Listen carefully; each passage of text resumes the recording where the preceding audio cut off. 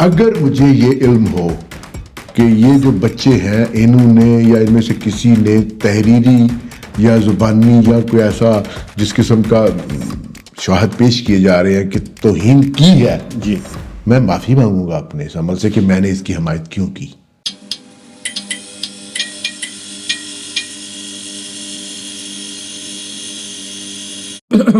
Hash critical کی ایک اور ایپیسوڈ میں آپ کو خوش آمدید. آج ہمارے ساتھ ایک بہت خاص مہمان موجود ہیں. مجاہد حسین صحافی ہیں اور اپنے نام کے مطابق جہاد کرنے میں مصروف ہیں. اب وہ جہاد کس کے خلاف کر رہے ہیں اور اس جہاد کا نتیجہ کیا نکل رہا ہے، یہ ہم انہی سے پوچھ سکتے ہیں. صحافی بھی ہیں، مصنف بھی ہیں، کتابیں لکھی ہیں، لوگوں کے ساتھ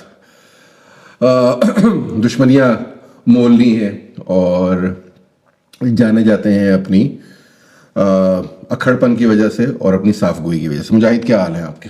میں ٹھیک ہوں جی، آپ سنائیں. بالکل ٹھیک ٹھاک مجاہد. مجاہد آج ہم ایکچولی ڈسکس ہی کر رہے تھے اس سے پہلے کہ ہم کن موضوعات پہ بات کریں. ہمارا ملک جو ہے نا وہ حجام کی دکان کی طرح ہے جہاں پہ مذہب اور سیاست پہ بات کرنا جو ہے وہ منع قرار پایا ہے کہ آپ نے، اور سیاست بھی وہ والی سیاست جو یہ ملک اصل میں چلا رہی ہے. لیکن مسئلہ یہ ہے کہ اگر ان دو موضوعات پہ بات نہ کریں تو کس پر بات کریں؟ تو بچ بچا کر نوٹسز سے اور لوگوں سے اور لوگوں کی دشمنی سے اور ایک ایس ایچ او سے جو اس ملک میں چھوٹا سا خدا ہے اس وقت، جو آپ کر رہے ہیں اور جن موضوعات پہ آپ بات کر رہے ہیں اور جن چیزوں کو آپ کور کر رہے ہیں، میں پچھلے کچھ عرصے سے دیکھ بھی رہا ہوں. بہت سارے مذاکرات، پینل ڈسکشنز ہوئیں جس کے اندر آپ شریک تھے اور آپ نے کچھ پوڈ کاسٹ بھی میں نے آپ کی دیکھی جس میں آپ نے انہی حوالوں سے بات کی. تو بہرحال حجام کی دکان ہوتے ہوئے بھی ظاہر باز تو کوئی آتا نہیں، تو ہم بھی تھوڑی دیر کے لیے اس سے صرف نظر کر لیتے ہیں. جو نوٹس لگا ہوا ہے دیوار کے اوپر بڑا بڑا، دیوار پہ لکھا ہوا ویسے بھی پڑھنے کی عادت ہمیں نہیں ہے. ہمارے یہاں مذہبی انتہا پسندی جو ہے،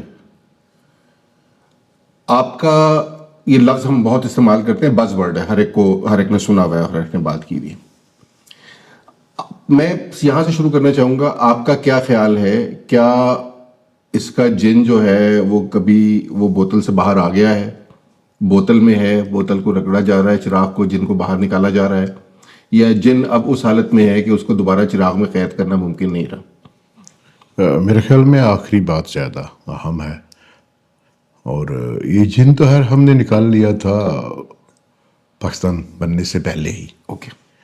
اور اس کے بعد یہ جن جو ہے یہ بوتل میں تو نہیں گیا، اس نے اور اتنے زیادہ جن جنم دیے ہیں کہ اب اچھے خاصے جن ہمارے پاس ہیں. اور شاید یہی وجہ ہے کہ اب ہم اپنی سیاست کو بھی یا بہت ساری ایسی چیزوں کو جنون کہتے ہیں.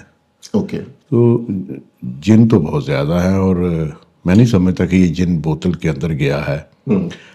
اس جن نے اور بہت سارے جن جنے ہیں، اور اب اتنے زیادہ جن ہیں کہ یہ سمجھ نہیں آتی کہ یہ کس کس کے جن ہیں. اچھا، ہم آپ کی جرنی سے شروع کر لیتے ہیں تاکہ اس سے ہم بات سے بات نکال سکیں اور یہ دیکھ سکیں کہ یہ آج کا سانحہ تو ہے نہیں. آپ کی میری عمر تقریباً ایک جتنی ہے. ہم نے ایک جیسے وقت میں یہاں پہ عروج و زوال دیکھا ہے مختلف لوگوں کا، مختلف رجیمز کا، مختلف سیاسی نظریات کا اور فکروں کا. تقریباً ہم نے ایک ہی وقت میں یہ سارا کچھ دیکھا ہے. آپ نے کتابیں لکھی اس زمن میں. یہ کتابیں لکھنے کی تحریک اور جس قسم کی کتابیں آپ نے لکھی، اس کی تحریک آپ کو کہاں سے ملی اور اس کا نتیجہ کیا نکلا؟ ہوا ایسے عاشر کہ میں ایم اے اردو کیا اورینٹل کالج سے، اور اپنے نظریات و خیالات کی وجہ سے مجھے نوکری کا کوئی امکان نہیں تھا. ٹھیک. یہ کون سا سن ہے؟ یہ 93 میں نے 1993 ایم اے کیا. اور اس کے بعد میں ایسے ہی پھر ہی رہا تھا کہ میری بیوی، میں نے ایم اے فائنل ایئر میں ہی شادی کر لی تھی اپنی ایک کلاس فیلو سے. ٹھیک. تو مجھے کہتی ہے کہ اردو ڈائجسٹ میں لیڈی جو سب ایڈیٹر ہے اس کی جاب ہے، تو کیا تم میرے ساتھ چلو گے، میں نے انٹرویو دینا ہے. اوکے. تو سمن آباد میں اردو ڈائجسٹ کا دفتر تھا. میں کہا میں بالکل چلوں گا. الطاف صاحب جو قریشی صاحب کا. تو میں وہاں چلا گیا. اب اس کا انٹرویو ختم ہوا تو قریشی صاحب آئے اور انہوں نے عذرائے جو ہے مہربانی مجھ سے پوچھا بھائی نوجوان تم کیا کرتے ہو؟ میں کہ جی میں اردو ابھی کیا ہے. ٹھیک. تو مجھے کہتے ہیں کہ تلخیص کر لیتے ہو؟ میں کہ جی یہی کرتے ہیں. اس نے کہا اچھا ایسا ہے کہ اس کو تو ہم نے نوکری دے دی ہے, یہ جو خاتون تمہاری بیوی ہے, ٹھیک ہے. تو تم بھی کل سے آ جاؤ. اوکے. میں نے کوئی درخواست نہیں دی تھی, نہ وہاں کوئی سیٹیں تھیں, لیکن وہ مالک تھے تو انہوں نے فیصلہ کیا کہ تم بھی ایز اے سب ایڈیٹر جو ہے اردو ڈائجسٹ میں آ جاؤ. Not lady sub editor. اور تم نے کام یہ کرنا ہے کہ جو قصہ چہار درویش ہے جی اس کی تلخیص کرنی ہے. ٹھیک ہے. جی میں بالکل کوشش کروں گا. تو گیا تو میں تھا اپنی بیوی کے ساتھ کہ اس نے جاب کرنی تھی, تو نوکری مجھے بھی مل گئی اور اسے بھی مل گئی. ٹھیک. اور 2000 روپے تنخواہ تھی, اور یہ اس دور میں اچھی خاصی تنخواہ تھی. اب ہم دونوں جو ہیں وہ جاتے تھے صبح شام تک. مجھے یاد ہے کہ میں نے باغ و بہار کے کچھ چیپٹرز جو ہیں ان کی تلخیص کی, کیونکہ ہم اردو میں پڑھ بھی چکے تھے قصہ چہار درویش اور وہ, اور اس کے علاوہ پروف ریڈنگ وغیرہ. تو ایک دن انہوں نے کہا مجھے کہ میں نے تم سے ضروری بات کرنی ہے. میں جی کریں. نے کہا یہ تیری بیوی جو ہے یہ شیعہ ہے. اچھا. میں نے کہا جی ہاں. اور تم؟ میں نے کہا جی میں کچھ بھی نہیں ہوں, نہ میں شیعہ ہوں نہ سنی ہوں. بہرحال میں نماز میں پڑھتا نہیں تھا تاکہ ان کو اندازہ ہوتا کہ اس کا یہ ہاتھ. آپ نے کہا تو نہیں انسانیت میرا مذہب ہے؟ ارے نہیں, میں نے نہیں کہا, مجھے نوکری چاہیے تھی ابھی. تو اگلے دن ان کے چھوٹے بھائی بہت نفیس آدمی تھے, ڈاکٹر اجاز حسن قریشی جی, وہ آئے. تو انہوں نے بھی بڑے بھائی جان سے سنا ہوگا کہ یہ اس کی بیوی شیعہ ہے, کیونکہ وہ نماز پڑھتی تھی اور رفع یدین کرتی تھی ظاہر. جی ٹھیک ہے. تو جب وہ مجھے آگے کہتے ہیں بھائی وہ بات سن بھائی تیرا میرا دکھ سانجا ہے. اجاز صاحب کہتے ہیں. اجاز صاحب. میں وہ کیسے؟ میری بھی بیوی شیعہ ہے. ٹھیک. میں کہ ہاں یہ تو ٹھیک ہے آپ نے. تو میں کہا لیکن مجھے ابھی تک اس نے دکھ نہیں دیا کوئی بھی, ابھی تک تو ٹھیک ہی ہے معاملات. تو بہرحال اچھا وقت وہاں گزرا, اور مجھے وہ نہیں بھولتا. ایک دن وہ آئے, ہاتھ ان کے ساتھ ایک نوجوان تھا جس کا ہاتھ انہوں نے پکڑا ہوا, گورا چٹا, اور کہا کہ یہ لڑکا جو ہے یہ بڑا محنتی ہے, یہ BA کر رہا ہے, پروف ریڈنگ کرتا ہے بہت اچھی, اور یہ کاپی پیسٹر بھی ہے. اوکے. تو اس کو اپنے ساتھ رکھو. اچھا. سو بسم اللہ جی, مالک ہے. تو وہ صابر شاکر تھا. اب مجھے سمجھ نہیں آ رہی کہ میں آگے کیا گفتگو کروں. حالانکہ ہمارا دوست ہے وہ صابر شاکر تھا. اوکے ٹھیک. تو یعنی آپ مجھے بتانا چاہ رہے ہیں کہ آپ صابر شاکر کے یکے اساتذہ میں سے ایک ہیں. میں تھوڑا سینئر تھا, استاد نہیں تھا ان کا, سینئر تھا. لیکن آپ نے ہاتھ پکڑا, آپ نے سکھایا. اب گفتگو تو بہت کسی اور سمت چلی جائے گی. اب ہاں نہیں بالکل میں تیار ہوں کرنے کو, اس میں کوئی مجھے حرج نہیں ہے. تو صابر شاکر صاحب آ گئے ہمارے ساتھ. ٹھیک ہے. اور محسن فرحانی صاحب ہوتے تھے, اور بہت اچھا لکھتے تھے اور ٹرانسلیشنز کرتے تھے. پھر ایک اور صاحب وہاں تھے, ان کا نام تھا نعیم بلوچ صاحب. جی. اچھا خاصا آج کل وہ غامدی صاحب کے ساتھ ہیں, اور وہ بھی تھے. تو مجھے ان سے بہت موقع ملا سیکھنے کا. تو ایک دن مجھے کہا گیا کہ تم ایسا کرو کہ ایک آرٹیکل لکھو کہ اسلام اور جمہوریت. اسلام بامقابلہ جمہوریت تو نہیں؟ نہیں, اسلام اور جمہوریت. ٹھیک ہے. میں نے کہا جی میں لکھ دوں گا. اب میں ظاہر ہے اتنا زیادہ میں نہیں جانتا تھا, نہ ہی اسلام کی اتنی مبادیات کو جانتا تھا, نہ جمہوریت کے بارے میں اتنا کوئی خاص پتہ تھا. میں اردو کر کے آنے والا شخص جس کو نوکری کی تلاش ہے, اور جو پروف ریڈنگ بھی کرنا چاہتا ہے اگر اور کچھ نہ ملے. بہرحال میں نے وہ آرٹیکل لکھا جو انہوں نے چھاپنے سے انکار کر دیا. اوکے. اور انہوں نے کہا کہ تمہارا جو تصور اسلام ہے اس کے مطابق جو ہے وہ جمہوریت میں گنجائش کم ہے, اور تم ایسا مہربانی کرو کہ تم یہ نہیں چھپے گا. کوئی بات نہیں, یہ بھی ایک سوابدید ہے ایڈیٹر کی, نہ چھپے. بہرحال جی 2 دن بعد انہوں نے مجھے کہا کہ ہم تمہیں نکال رہے ہیں. نکال رہے ہیں؟ جی ہاں. یہ اس آرٹیکل کے لکھے جانے کے 2 دن بعد. ہاں, اور تمہاری بیوی کو ہم نہیں نکالیں گے, تمہیں کوئی مسئلہ. میں نے کہا جی بالکل کوئی پرابلم نہیں ہے, اب مجھے نکال دیں. تو 2 دن کے بعد انہوں نے باقی کو جب 1 مہینے کے 10 دن نکالنے کی کوئی ڈسکشن نہیں ہوئی کہ ہم کیوں نکال رہے ہیں؟ انہوں نے فیصلہ کر لیا تھا کہ ہم آپ کو فارغ کرنا ہے. آپ کے اور ان کے خیالات نہیں مل رہے؟ نہیں اس کی ایک وجہ تھی. وجہ یہ تھی کہ میں ایک ڈسکشن میں صابر شاکر کو میں نے کہہ دیا کہ یار میں تھوڑا سیکولر آدمی ہوں.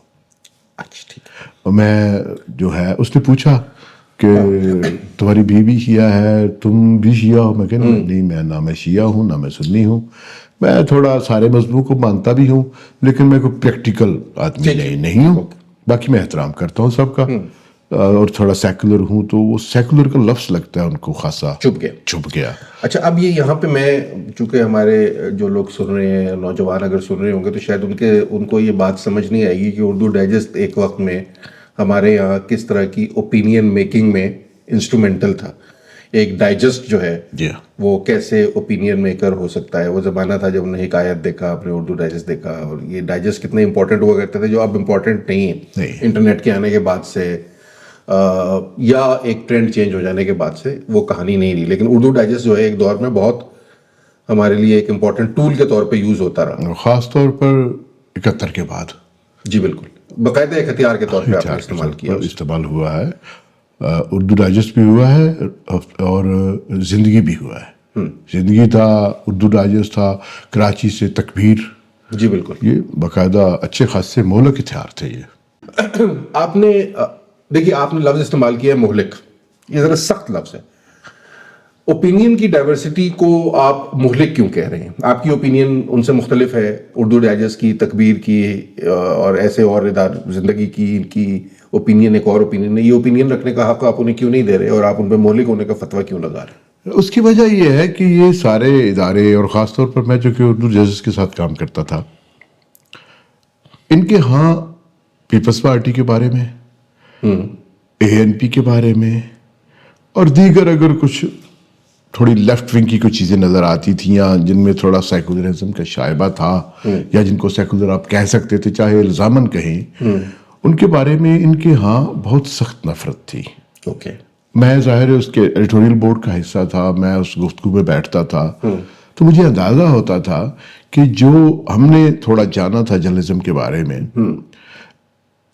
چیزیں بہت ساری ایسی تھیں جن کی ڈائریکشنز بنائی جاتی تھی. مثلاً ہم نے جو ہے وہ کھر کے خلاف یہ لکھنا ہے, ٹھیک ہے, ہم نے بے نظیر کے بارے میں یہ لکھنا ہے, ٹھیک ہے, اور ANP کے بارے میں یہ, اور یہ ساری صورتحال ہے, اور اس میں ہم نے کس طرح ایک لائن ان کے ہاں تھی. نہیں تو میں دیکھیں نا, یہ کیا ہر پارٹی کو یا ہر فکر رکھنے والے کو پروپیگنڈے کا حق نہیں ہے؟ اگر آپ جرنلسٹ ہیں, یہاں آپ سمجھتے ہیں کہ آپ ایک میگزین نکال رہے ہیں, اور آپ کے میگزین کی پیشانی پہ ایک صاف کو اور عین صحافتی اصولوں کا علمبردار میگزین لکھا ہوا ہے, تو پھر آپ کو تھوڑا اس کا پاس رکھنا چاہیے کہ صحافت جو ہے وہ اس حد تک آلودہ نہیں ہوتی. یا تو پھر آپ لکھ دیں کہ ہم جو ہے وہ مسلم لیگ نواز کے ترجمان ہیں, جماعت اسلامی کے ترجمان ہیں, یا ملک کی جو اسلامی تنظیمیں ہیں اس کے ترجمان ہیں. اور تو اس ملک میں صحافتی اصول جو ہیں, کیا وہ آئین کے چھتر چھایا میں, قرارداد مقاصد کی چھتر چھایا میں, قرآن اور سنت کے روشنی میں نہیں ہونے چاہیے تھے؟ ہاں, قرآن و سنت کی روشنی میں پیپلز پارٹی بھی کافر نہیں ہے. اچھا, ANP بھی کافر نہیں ہے, اور بلکہ قرآن و سنت کی روشنی پھیلانے میں تو پیپلز پارٹی نے اچھا خاصا کردار ادا کیا اس ملک میں. جس طرح 74 کی جو قانون سازی ہے. اچھا, میں آپ سے میں اس کو کسی اور طرح لے لیتا ہوں. جس قسم کے اداروں کی ہم بات کر رہے ہیں, اور جس قسم کے میگزینز کی اور اخبارات کی ہم بات کر رہے ہیں, آپ کا خیال یہ ہے کہ یا یہ جو کچھ یہاں پہ ہو رہا تھا, کیا یہ فکر سے اخلاص تھا یا یہ اسپانسرڈ تھا؟ یہ اسپانسرڈ تھا. اوکے. اور اسپانسرڈ اتنا زیادہ تھا کہ ہمیں نظر آتا تھا. مثلا میں چھوٹی سی مثال دینا چاہتا ہوں. میں بڑا احترام کرتا ہوں اردو ڈائجسٹ کی انتظامیہ کا, اور میرا پہلا ادارہ بھی تھا.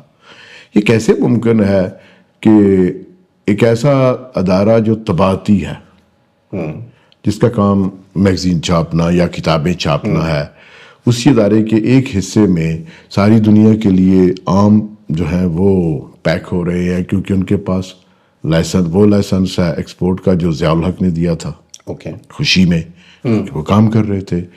اور پھر ایسی چیزیں, ایسا پراپوگنڈا, آپ کو یاد ہوگا انہی دنوں میں بے نظیر بھٹو کے خلاف پراپوگنڈا شروع تھا. جی بالکل ٹھیک. وہاں پر مال روڈ پر جو ادارہ ثقافت اسلامیہ تھا وہاں کچھ اصحاب بیٹھے ہوئے تھے، وہ پھر تازہ یہ پمفلٹ پھینک کے ابھی بیٹھے تھے سب لوگ، اور جس طرح کا جو رویہ تھا دیگر سیاسی پارٹیوں کے بارے میں، یا ہم جنہیں کہہ سکتے ہیں کہ جو لوگ مار کھا چکے تھے ضیاء الحق کے سارے ٹنیور کی، اور ان کے ساتھ جو رویہ تھا وہ بڑا خوفناک تھا. اور پھر ساتھ ہی آپ کو یاد ہوگا کہ یہ وہی دور ہے جب کشمیر میں جہاد شروع ہو چکا تھا، لشکر طیبہ اپنے میگزین چھاپ رہی تھی، وہ بھی شروع ہو چکا تھا وہاں سے بھی. تو ایک ایسا ملغوبہ تھا جس میں جہاد بھی تھا، جس میں ایمان بھی تھا، جس میں خلوص بھی تھا ان کی حد تک، لیکن جن میں نفرت بہت زیادہ تھی اقلیتوں کے بارے میں یا اپنے سے مختلف سیاسی نقطہ نظر رکھنے والی پارٹیوں کے بارے میں. وہ ہم نے اپنی آنکھوں کے سامنے دیکھی. اچھا، ان سب لوگوں کی ایسوسیشن بڑی حد تک جماعت اسلامی کے ساتھ اس دور میں بڑی ایک اسٹرانگ ایسوسیشن رہی. جماعت اسلامی، یہ جو آپ نے لفظ ابھی استعمال کیا کہ اقلیتوں کے خلاف نفرت ہے اور ایک وہ ایجنڈا ہے، جماعت اسلامی تو یہ کلیم کرتی ہے کہ وہ کم از کم اس ایجنڈے پہ عمل پیرا نہیں ہے. تو آپ جماعت اسلامی کے اس موقف سے، مودودی صاحب سے طفیل صاحب، اور طفیل صاحب سے قاضی حسین احمد صاحب، اور قاضی حسین احمد صاحب سے منور حسن صاحب تک، سراج صاحب کو نکال دیتے ہیں، وہ بیچارے بے ضرر سے آدمی. آپ نے جماعت اسلامی کا جو رول ہے اس ملک میں، کیونکہ کلیم تو ان کا یہ ہے کہ معتدل جماعت ہے، پڑھے لکھے لوگوں کی جماعت ہے، لیکن یہ جو مذہبی شدت پسندی ہمیں آج نظر آتی ہے، کیونکہ میں اس دور سے چونکہ گزرا ہوا ہوں، تو آپ کا کیا خیال ہے اس میں جماعت اسلامی کو کس حد تک ہم بلیم فری کر سکتے ہیں اور کس حد تک الزام ان کے سر پر رکھ سکتے ہیں؟ میں سمجھتا ہوں ہمیں جماعت اسلامی کو دیکھتے ہوئے دو خانوں میں دیکھنا چاہیے. ایک خانہ وہ ہے جو تعلیمات یا تحریر مودودی صاحب کا ہے، جو ان نے کتابیں لکھیں، جو ان کا تصور تھا. اس میں شاید وہی لوگ ہوں جو مجلس شورا میں ہوتے ہیں جماعت اسلامی کے. جو جماعت اسلامی کے دیگر پہلو تھے، جو ان کے سیاسی ونگ تھے، جیسے یا ان کی جمعیت کی تھی، ایک طلبہ آرگنائزیشن تھی، ان کا تو کوئی اتنا جو تصور ہے وہ علمی تصور نہیں ہے، نہ ہی ہم ان کو مودودی صاحب کے کھاتے میں رکھتے ہیں. نہیں، میں اس میں آپ کو تھوڑا سا دیکھیے، میں مودودی صاحب کی جو دنیا بھر میں متشدد تحریکیں جو 80 کی دہائی میں، خاص طور پہ 70 اور 80 کی دہائی میں جو ہمیں نظر آئیں تحریکیں چلتی ہوئی، اخوان سے اخوان تھے، حسن البنا تھا، یہ سب لوگ تھے. یہ ایک ڈیفینیٹیو ریسرچ ہے کہ مودودی صاحب کا جو لٹریچر تھا وہ بہت اس کا انسٹرومنٹل رول تھا اس ساری تحریکوں کے پیچھے، یہاں سے لے کے اور مڈل ایسٹ کے اندر جتنا بھی یہ کچھ پھیلا. تو جماعت جب آتی ہے تو جماعت شاید ایک بنیادی طور پہ سیاسی پارٹی کی طرح نہیں آتی ہے، ایک دعویٰ کے طور پہ آتی ہے کہ دعوت دے رہی ہے. یہ تحریک سیاست کا رول جو ہے وہ بہت بعد میں روپ دھارن کرتے ہیں. قاضی حسین احمد صاحب کے دور میں میرا خیال ہے وہ ایک باقاعدہ سیاسی، ہمیں اس کے اندر ایک ٹلٹ نظر آتا ہے جو اسٹریٹ پولیٹکس جسے ہم کہتے ہیں. جی. لیکن یہ جو لٹریچر ہے، اب اس لٹریچر کی صورت میں 1950 جو 1951-52 کا جو لاہور میں جو کچھ ہوا، جو احمدیز کے ساتھ ہوا، جب مودودی صاحب قید بھی ہوئے، وہ والی سین بھی ہمیں نظر آتا ہے، اس کے پیچھے بھی وہاں ہمیں کھڑے ہوئے نظر آتے ہیں. تو یہ لٹریچر جو ہے اٹ سیلف، کیا یہ ہیٹ پالیٹکس کو ڈرائیو نہیں کر رہا تھا؟ مودودی صاحب کا اپنا لٹریچر، مودودی صاحب کو آپ نے ایک طرف کر دیا ہے فی الحال کہ مودودی صاحب کا یہ جو لٹریچر ہے، یہ ملک کے اندر جو ایک طرح سے ہم جس نفرت سے بعد میں گزرے ہیں یا آج گزر رہے ہیں، اس میں مودودی صاحب کا اتنا مہلک رول نہیں ہے. اوکے، مودودی صاحب کا جو تصور عالم تھا نا، ایک دنیا کو جس طرح وہ دیکھتے تھے، اس میں ایک ان کے شدت پائی جاتی ہے، اور یقینی طور پر اس کے ثمرات ہمیں ملتے ہیں. اخوان میں ملتے ہیں، ہم حسن البنا کی طرف جاتے ہیں وہاں بھی ملتے ہیں، حتیٰ کہ ہم القاعدہ کی طرف جب آتے ہیں وہاں بھی ملتے ہیں، جو پین اسلامزم کا ان کا تصور تھا. لیکن جو ملک کے اندر صورتحال تھی اس میں ہمیں جماعت اسلامی اتنی متشدد نظر نہیں آتی سوائے احمدیوں کے معاملے میں. لیکن کشمیر میں ہم نے ایکسپورٹ کرنا شروع کیا تھا اس زمانے میں. جی ہاں، اب بعد میں ہم کشمیر کی طرف جب آئے ہیں، پھر جماعت اسلامی کا ایک اور رخ ہوا ہے، اور پھر جب ہم نے خاص طور پر افغان جہاد کیا ہے تو ظاہر ہے اس میں سے اگر جماعت اسلامی کے رول کو نکال لیا جائے تو پیچھے کچھ رہتا ہی نہیں ہے. انہی کا رول تھا. انہوں نے جس طرح مجاہدین جمع کیے, جس طرح ایک ہتھیار کے ساتھ ایک کمبینیشن بنا, پھر جس طرح یونیورسٹیوں سے کالجوں سے جو ہے وہ لوگوں کو بھرتی کر کے لے جایا گیا, اور جو وہ وہاں جو جہاد انہوں نے کرنا تھا وہ اس کے بارے میں تو ہمیں پتہ نہیں چلتا, لیکن واپسی پہ جو انہوں نے جہاد کیا یا جو آج تک کر رہے ہیں وہ تو ہمارا ہمارے. اچھا, مذہبی شدت پسندی میں آپ نے مودودی صاحب کو کلین شٹ تو نہیں دی, لیکن آپ کے ان کے رول کو تھوڑا سا آپ کہہ رہے ہیں ڈیمینشڈ ہے. اگر میں پوچھوں آپ سے کہ میں آپ سے کہوں کہ آپ 5-6 بڑے کرداروں کے نام لیں, ضیاء صاحب کا نام تو ظاہر ہے آپ لے ہی لیں گے, جو اس ملک میں ہم جس وقت جہاں پہ جس قسم کی مذہبی شدت پسندی کا سامنا کر رہے ہیں, اور مذہبی شدت پسندی سے میری مراد اصل میں وہ ہے جہاں پہ نفرت اس نہج تک پہنچ جائے کہ آپ سمجھے کہ کسی کا سر کاٹنا جو ہے وہ اس میں کوئی حرج نہیں ہے, موب لنچنگ جو ہے وہ بالکل جائز ہو سکتی ہے, لوگوں کو اسٹیج پہ کھڑے ہو کے گالیاں دی جا سکتی ہیں, ملک کے فوج کے سربراہ کا سر اتارنے کا فتویٰ دیا جا سکتا ہے, چیف جسٹس کا سر لے کر آنے کا فتویٰ دیا جا سکتا ہے, یہ بڑی کامن چیزیں ہیں. ایک پوری کمیونٹی کو کافر ڈکلیئر کیا جا سکتا ہے کھڑے ہو کر, یہ وہاں تک ہم پہنچ گئے. اور ہم نے اب 70,000 کہتے تھے ایک لفظ, میرا خیال ہے 1,00,000 1,50,000 لاشیں تو ہم نے شاید اٹھا لی ہیں اس کے نتیجے میں جو ہم نے اٹھانی تھی. آپ اس کے بنیادی کون سے ایسے کردار ہیں جن کے ہم نام لے سکتے ہیں آج کے دن کہ آپ کہیں یار یہ وہ کردار ہیں جن کی وجہ سے ہم یہاں تک پہنچے ہیں, یا آپ کا خیال ہے کہ یہ کرداروں سے زیادہ جو ہے یہ نظریاتی ٹیڑھ کا مسئلہ ہے؟ دیکھیے, میں سمجھتا ہوں کہ جیسے اگر ہم ان کرداروں کا ایک مرکز بنائیں وہ تو ضیاء الحق ہیں, ٹھیک ہو گیا, جو اس تشدد کی طرف لے کر آنے والوں میں سب سے اہم نام ہے.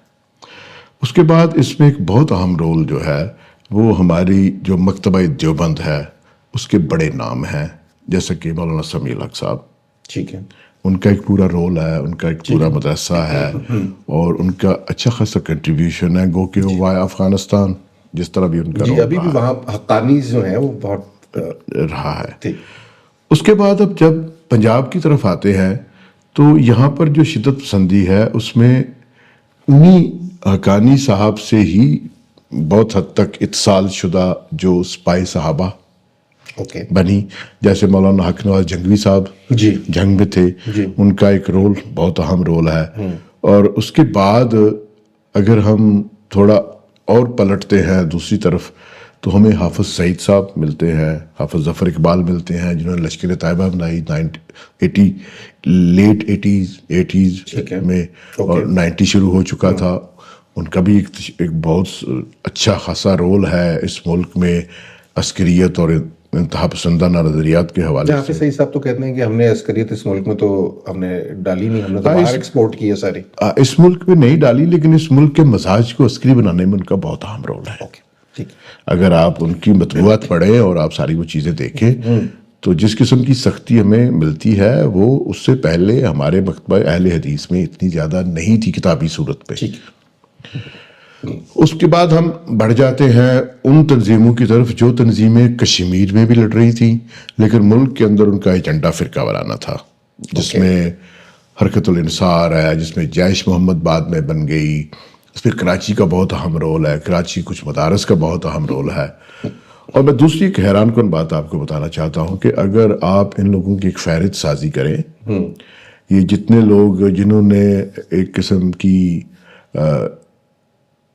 عسکری جدوجہد ہے اس کا عالم اٹھایا, وہ چاہے پاکستان میں اٹھایا یا پاکستان سے باہر اٹھایا, اگر آپ ان کے نام لکھ لیں, ان میں سے ایک بھی ایسا شخص نہیں ہے جو یہاں پنجاب کا مقامی ہے. ان میں ہر دوسرا آدمی جو ہے وہ 47 کے بعد اس کا خاندان ہندوستان سے آیا ہے, کوئی لدھیانے کا ہے, کوئی جلندھر کا ہے. اس سے کیا ثابت ہوتا ہے؟ اس سے میں یہ بتانا چاہتا ہوں, اس سے یہ ثابت ہوتا ہے کہ جب یہ لوگ وہاں سے آئے ہیں تو اپنے ساتھ یہ جس قسم کی داستانیں لے کے آئے تھے, اگر آپ ان کے آرٹیکلز پڑھ لیں, ان کی بایوگرافیز پڑھ لیں, ان کی یادداشتیں پڑھ لیں, ان میں سے ہر ایک نے رستے میں جو ہے وہ خون کا سمندر طے کیا ہے. جی بالکل, لاشوں کے اوپر سے گزر کے آئے ہیں, ٹرین میں لاشیں تھیں ہر جگہ, ٹھیک ہے. اور پھر ہندو کا جو ظلم تھا اور اس نے جس طرح مسلمانوں کے خلاف کیا سب کچھ, وہ ساری چیزیں ان کے ہاں موجود ہیں. تو وہ جو یہ غصے سے بھرے ہوئے ادھر آئے تو ادھر آ کے انہوں نے وہی اسی غصے کو ترک نہیں کیا. تو یہاں ہندو اور سکھ تو انہیں ملے نہیں. لیکن دیگر مکاتب فکر کے لوگ تو تھے نا. یہاں شیعہ تھے, یہاں قادیانی تھے, یہاں اور بہت سارے تھے. تو یہ آپ یہ کہنا چاہ رہے ہیں, اگر میں اس کو ٹرانسلیٹ کروں, کیونکہ یہ بات میں نے خود بھی ایک جگہ کہیں لکھی تھی اور بہت اس کے اوپر اللہ کا شکر ہے گالیاں کہیں تھیں. وہ تو روز کہتے ہیں. دو قومی نظریے کا لامحالہ حل یہ تھا کہ آپ کو ایک اور قوم ڈھونڈنی ہے جس سے آپ نے مختلف ہونا ہے. ہاں, اور یہ میں سمجھتا ہوں تقسیم در تقسیم کا نظریہ جو ہے. ہاں, اور حاشر میں یہ سمجھتا ہوں کہ وہ کوئی بھی نظریہ ہو, وہ کتنا ہی پرامن کیوں نہ ہو, اس کے پنپنے کے لیے ایک دشمن کی بہت ضرورت ہے. نہیں, دو قومی نظریہ تو کا شروع ہی یہاں سے ہوتا ہے نا, کہ آپ یہ کہتے ہیں کہ ڈیورسٹی یا تکثیریت نہیں ہو سکتی, اگر تم میرے سے مختلف سوچتے ہو تو میں تمہارے ساتھ نہیں رہ سکتا. لیکن یہ ہم ادھر کہتے ہیں پاکستان, اور ادھر نہیں کہتے. ساری دنیا میں ہم جا کے ان کے ساتھ رہنے کو تیار ہیں. مسلمان, ہندوستان کے مسلمان کب کہتے ہیں؟ ہاں, ہندوستان کے مسلمان نہیں کہتے, وہ سیکولر رہنا چاہتے ہیں. وہ بھی نہیں کہتے. لیکن میں آپ کو یہ بتاتا ہوں نا, میں نے ہمارا ایک مذاکرہ ہوا جس میں شاہ نواز فاروقی صاحب سامنے بیٹھے تھے, اور ان سے میں نے یہی سوال کیا. میں نے کہا یہ لاہور ہے, یہ اٹاری ہے, اور یہ واگا ہے, اور یہ آگے. تو اب آپ مجھے بتائیے کہ 20 کلومیٹر دور ادھر آپ جیسے ہی جاتے ہیں تو اچانک جماعت اسلامی جو ہے وہ اسلامی خلافت اور اسلامی نظام سے دستبردار ہو کے سیکولر ہو جاتی ہے. تو یہ 20 کلومیٹر میں ایسا کیا انقلاب آتا ہے کہ جماعت اسلامی ہندوستان اور جماعت اسلامی پاکستان بالکل دو مختلف پیجز کے اوپر رہتے ہیں؟ تو انہوں نے کہا یار مسئلہ بات یہ ہے, سادہ سی بات ہے, یہاں ہماری اکثریت ہے اس لیے ہم اسلامی نظام مانگتے ہیں, جس دن ہماری وہاں اکثریت ہو جائے گی ہم وہاں بھی اسلامی نظام مانگیں گے. تو یہ اصل بات نظریے کی نہیں ہے, اصل بات طاقت کی ہے کہ ہم طاقت کے زور پہ نافذ کریں گے. اور میرے لیے یہ بہت حیران کن بات تھی کہ میں جیسے ہی دیکھتا ہوں کہ حافظ سعید صاحب وہ بھی پنجاب سے آئے ہیں, وہاں سے آئے ہیں, ان کی یادداشتوں میں بہت کڑواہٹ ہے, انہوں نے یقینی طور پر بہت سارا انہوں نے جنگ و جدل بھی دیکھا ہے. مسعود اظہر صاحب کو جب دیکھتا ہوں تو وہ بھی ادھر سے آئے ہیں. حتیٰ کہ جو موجود اس وقت ہیں ہمارے ایسے احباب, جو لدھیانوی صاحب, خود ضیاء الحق صاحب. اچھا, میں آپ سے میں سمجھتا ہوں کہ یہ جو چیز ہمارے ہاں ہمارے پنجاب میں جو اس قسم کی نقطہ نظر, مذہب کے نقطہ نظر کے حوالے سے اور مسلک کے حوالے سے جو درستگی آئی ہے, جی, یہ امپورٹ ہوئی ہے, اور یہ آفٹر 47 ہوئی ہے, اس سے پہلے نہیں تھی. ٹھیک. آپ نے دراصل دیکھیں نا, سارا الزام آپ نے دھر دیا اس وقت پنجاب کے اوپر. آپ نے ساری کہانی جو ہے, میں نے مذہبی شدت پسندی پاکستان نے پوچھی, آپ نے اس کے لیے مجھے پنجاب کی ایک پوری داستان سنائی جو کہ جس سے میں بالکل متفق. لیکن یہی مذہبی شدت پسندی جو ہے اس کا بلوچستان میں بھی ہے, پشتون بیلٹ میں خاص طور پہ. یہی مذہبی شدت پسندی جو ہے اس وقت ہم قومیت پرستی کو اس وقت پہلے رکھ دیتے ہیں فی الحال, کیونکہ ایک دن میں ایک ہی بات ڈسکس ہو سکتی ہے. یہ سرحد میں بھی ہے. سندھ رورل کے اندر بھی ہمیں اس کے مظاہر دیکھنے کو ملے نسبتاً, حالانکہ لوگ بہتر ہیں وہاں کے, لیکن ہم نے دیکھا کہ وہاں اقلیتوں کے ساتھ کیا سلوک ہوا اور کتنی بڑی اقلیتوں کو ہجرت کرنی پڑی. بنگال کے اندر اب ایون ٹوڈے جب بنگال 71 میں الگ ہوتا ہے اور ایک سیکولر آئین کے تحت الگ ہوتا ہے, انہوں نے کہا جی ہمیں اسلامی نظام نہیں چاہیے, ہم سیکولر آئین بنائیں گے. پچھلے ہفتے ایک بچے کو انہوں نے موب لنچنگ کی ہے توہین کے الزام میں, پچھلے ہفتے کی بات. چلے پنجابی تو لے آئے نا ادھر, وہ دکھ لے آئے, وہ لے آئے, اس کی بیس پہ انہوں نے کھڑا کر لیا, مکتب کھڑا کر لیا, یہ ہو گیا. باقی صوبوں کو کیا موت پڑی؟ ہاں, یہ بہت اہم بات ہے. لیکن اگر باقی صوبوں میں آپ جاتے ہیں تو وہاں کی جو فرقہ واریت ہے وہ اسی تحریک سے متاثر ہے. مثال کے طور پر یہ پنجاب کا انفلوئنس ہے, بنگال تک ٹرانسلیٹ ہوا ہے. بنگال تک تو اب چیزیں ہونا شروع ہوئی ہیں, لیکن بنگال میں ابھی تک ہم نے نہیں سنا کہ وہاں پر امام باڑے پہ حملہ ہوا اور 200 بندہ مر گیا. ہاں, لیکن بنگلہ آپ دیکھیں نا, مطلب لیکن بنگال میں آپ کو پتا ہے کہ ہمارے یہاں تو توہین کا چلے نا. دیکھیں میں ایک بات کرنے کو, ہمارے یہاں بلاسفیمی فار ون ریزن اور دی ادر ایک جرم کے طور پہ ہم نے تعزیرات کے اندر ڈال دی. ہم نے اس کی سزا عمر قید کی. نواز شریف صاحب کو مزید امیر المومنین بننے کا شوق چرایا تو انہوں نے موت کر دی. اس کا مطلب یہ ہے کہ آپ نے لوگوں کے ذہن میں یہ ڈال دیا کہ ایک چیز ہے جس کی سزا موت ہو سکتی ہے, تو اس کے بعد موب لنچنگ شروع ہو گئی. لوگ تو جس طرح بیہیو کرتے ہیں اس کے اوپر ہم بات میں آتے ہیں. بنگال میں ایسی کوئی بات نہیں ہے, آج کے بنگلہ دیش میں ایسی کوئی بات نہیں ہے. لیکن بنگلہ دیش الگ ہونے کے بعد سے میں آپ کو انگنت واقعات دکھا سکتا ہوں جہاں پہ لوگوں کی موب لنچنگ ہوئی ہے, لوگوں کو مارا گیا ہے. یہ پہلا واقعہ نہیں ہے, ایسے بے شمار اور واقعات ہیں آپ کے علم میں ہیں. مصنفین کو مارا گیا ہے, پروفیسرز کو مارا گیا ہے, طالب علموں کو مارا گیا ہے.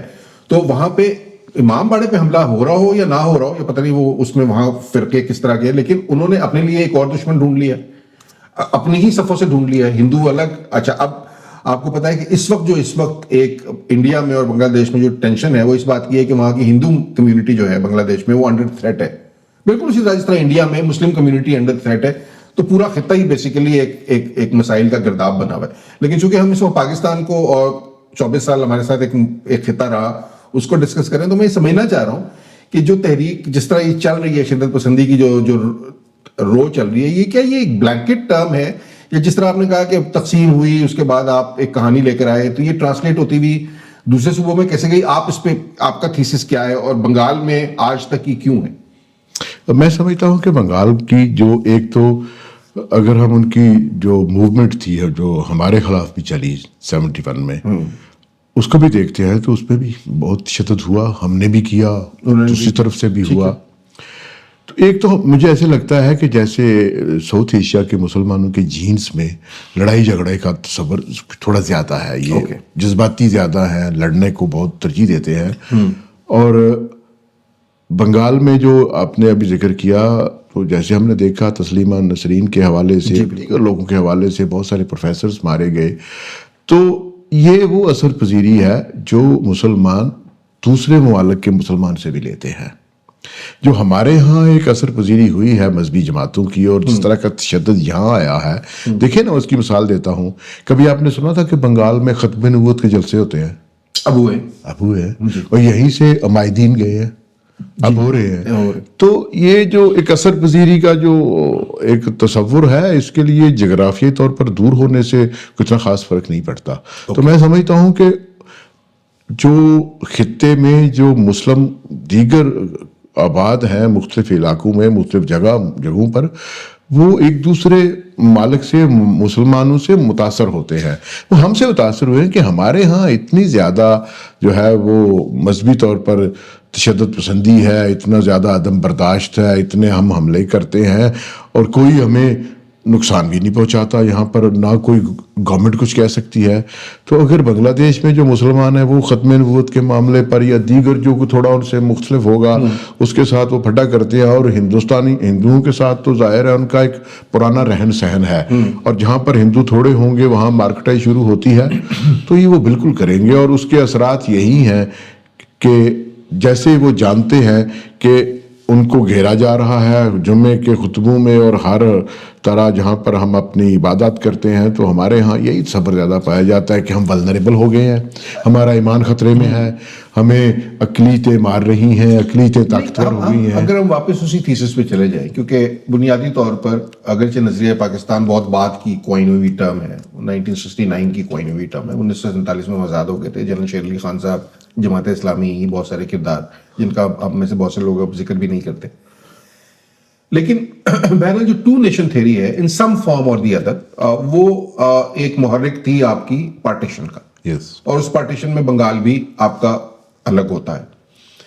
تو بنیادی طور پر وہ پنجاب والی سٹوری اپنی جگہ، بٹ کیا وہ ساری کی ساری سٹوریز ضمنی سٹوریز نہیں ہیں؟ اصل میں بات یہ ہے کہ جب آپ یہ فیصلہ کر لیتے ہیں کہ ایک قوم جو ہے وہ دوسری قوم کے ساتھ، جس کی شکل وہی ہے، جس کی زبان وہی ہے، جس کا لباس وہی ہے، صرف نظریاتی طور پر، اور نظریاتی طور پر بھی کیا ظاہر ہے اس کی عبادات تھوڑی سی فرق ہوں گی، اور تو کوئی نہیں، کپڑے بھی وہی پہنتی ہے، گانے بھی وہی گاتی ہے، کھانے بھی وہی کھاتی ہے، تقریباً کوئی خاص فرق نہیں۔ تو جہاں پہ یہ نظریاتی اختلاف آئے گا تو وہ قوم اس قابل بھی نہیں ہے کہ وہ ایک دن بھی دوسروں کے ساتھ رہ سکے۔ بالکل ایسے ہی ہے۔ تو یہ آپ نے جب انفیوز کر دیا تو یہ ابھی تک ہم اپنے ڈی این اے سے نکال نہیں سکے۔ یہ جو ہمارے ڈی این اے میں جو آپ کہہ رہے ہیں ڈی این اے میں فالٹ جو ہے، یہ ڈی این اے میں فالٹ 1940s میں نہیں آیا، یا یہ پرانا ہے؟ میں سمجھتا ہوں یہ پرانا ہے۔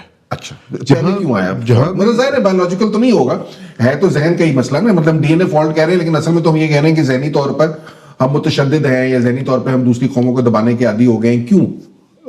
دیکھیں، جہاں پر بھی ہم نے دیکھا ہے کہ جہاں پر بھی عقیدہ مندوں کے درمیان کوئی دوسرے عقیدے والے آئے ہیں یا انہیں کسی طرح سے واسطہ پڑا ہے، تو جن کی تعداد زیادہ تھی ان کی طرف سے ہم دیکھتے ہیں کہ ایک طرح سے در اندازی ہوئی ہے، دخل اندازی ہوئی ہے، یا دبانے کی کوشش کی گئی ہے۔ مسلمانوں کے ساتھ یہ معاملہ زیادہ ہے۔ اچھا، اگر ہم پوری مسلم تاریخ کو دیکھتے ہیں تو مسلمان کا ایک تو پرامن رہنا تھوڑا مشکل ہے نظر آتا ہے. دیکھ لو تسی سخت گل کرتے تھے. ہاں جہاں بھی مسلمان کا پرامن رہنا مشکل تھوڑا مشکل نظر آتا ہے. تو آپ کا تو مذہب کہتا ہے کہ نام اسلام ہے تو ہم سلامتی کے مذہب ہیں, تو پرامن رہنا کیوں مشکل ہے؟ آپ دیکھ لیں جہاں جہاں پر اسلام کی اشاعت کا جو ہے وہ کام زوروں پر ہے, وہاں پر اگر مجھے امن آپ کو نظر آتا ہے تو مجھے بتا دیں. افغانستان کتنا بڑا اسلامی ملک ہے, وہاں جو ہے وہ عمارت اسلامی ہے.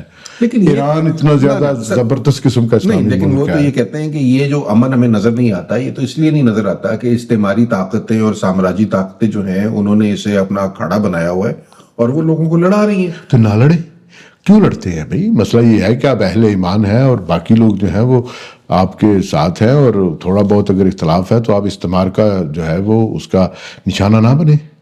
آپ کوشش کریں, استعمار کی نشاندہی کریں اور اس کے جتنے حربے ہیں ان کا توڑ کریں. آپ تو اتنے زبردست قسم کے جو ہے وہ آپ کے پاس تو موجزاتی قوتیں ہیں, آپ کیوں نہیں کرتے ایسے؟ دیکھیں نا, آپ کو پتہ چل جاتا ہے کہ یہ اسلام کے خلاف سازش ہے. ٹھیک ہے, وہ تو ہمیں پتہ ہے, ہمیشہ ایک منٹ میں پتہ چل جاتا ہے کہ اسلام کے خلاف سازش ہوئی ہے. ٹھیک ہے. ایک منٹ میں پتہ چل جاتا ہے کہ یہاں پر ختم نبوت کے خلاف سازش ہے. ایک منٹ میں پتہ چل جاتا ہے کہ یہاں رافضیت آ رہی ہے. ایک سیکنڈ میں پتہ چلتا ہے کہ یہاں پر صہیونیت کے جو ہے وہ اجزاء پنپ رہے ہیں. ٹھیک ہے.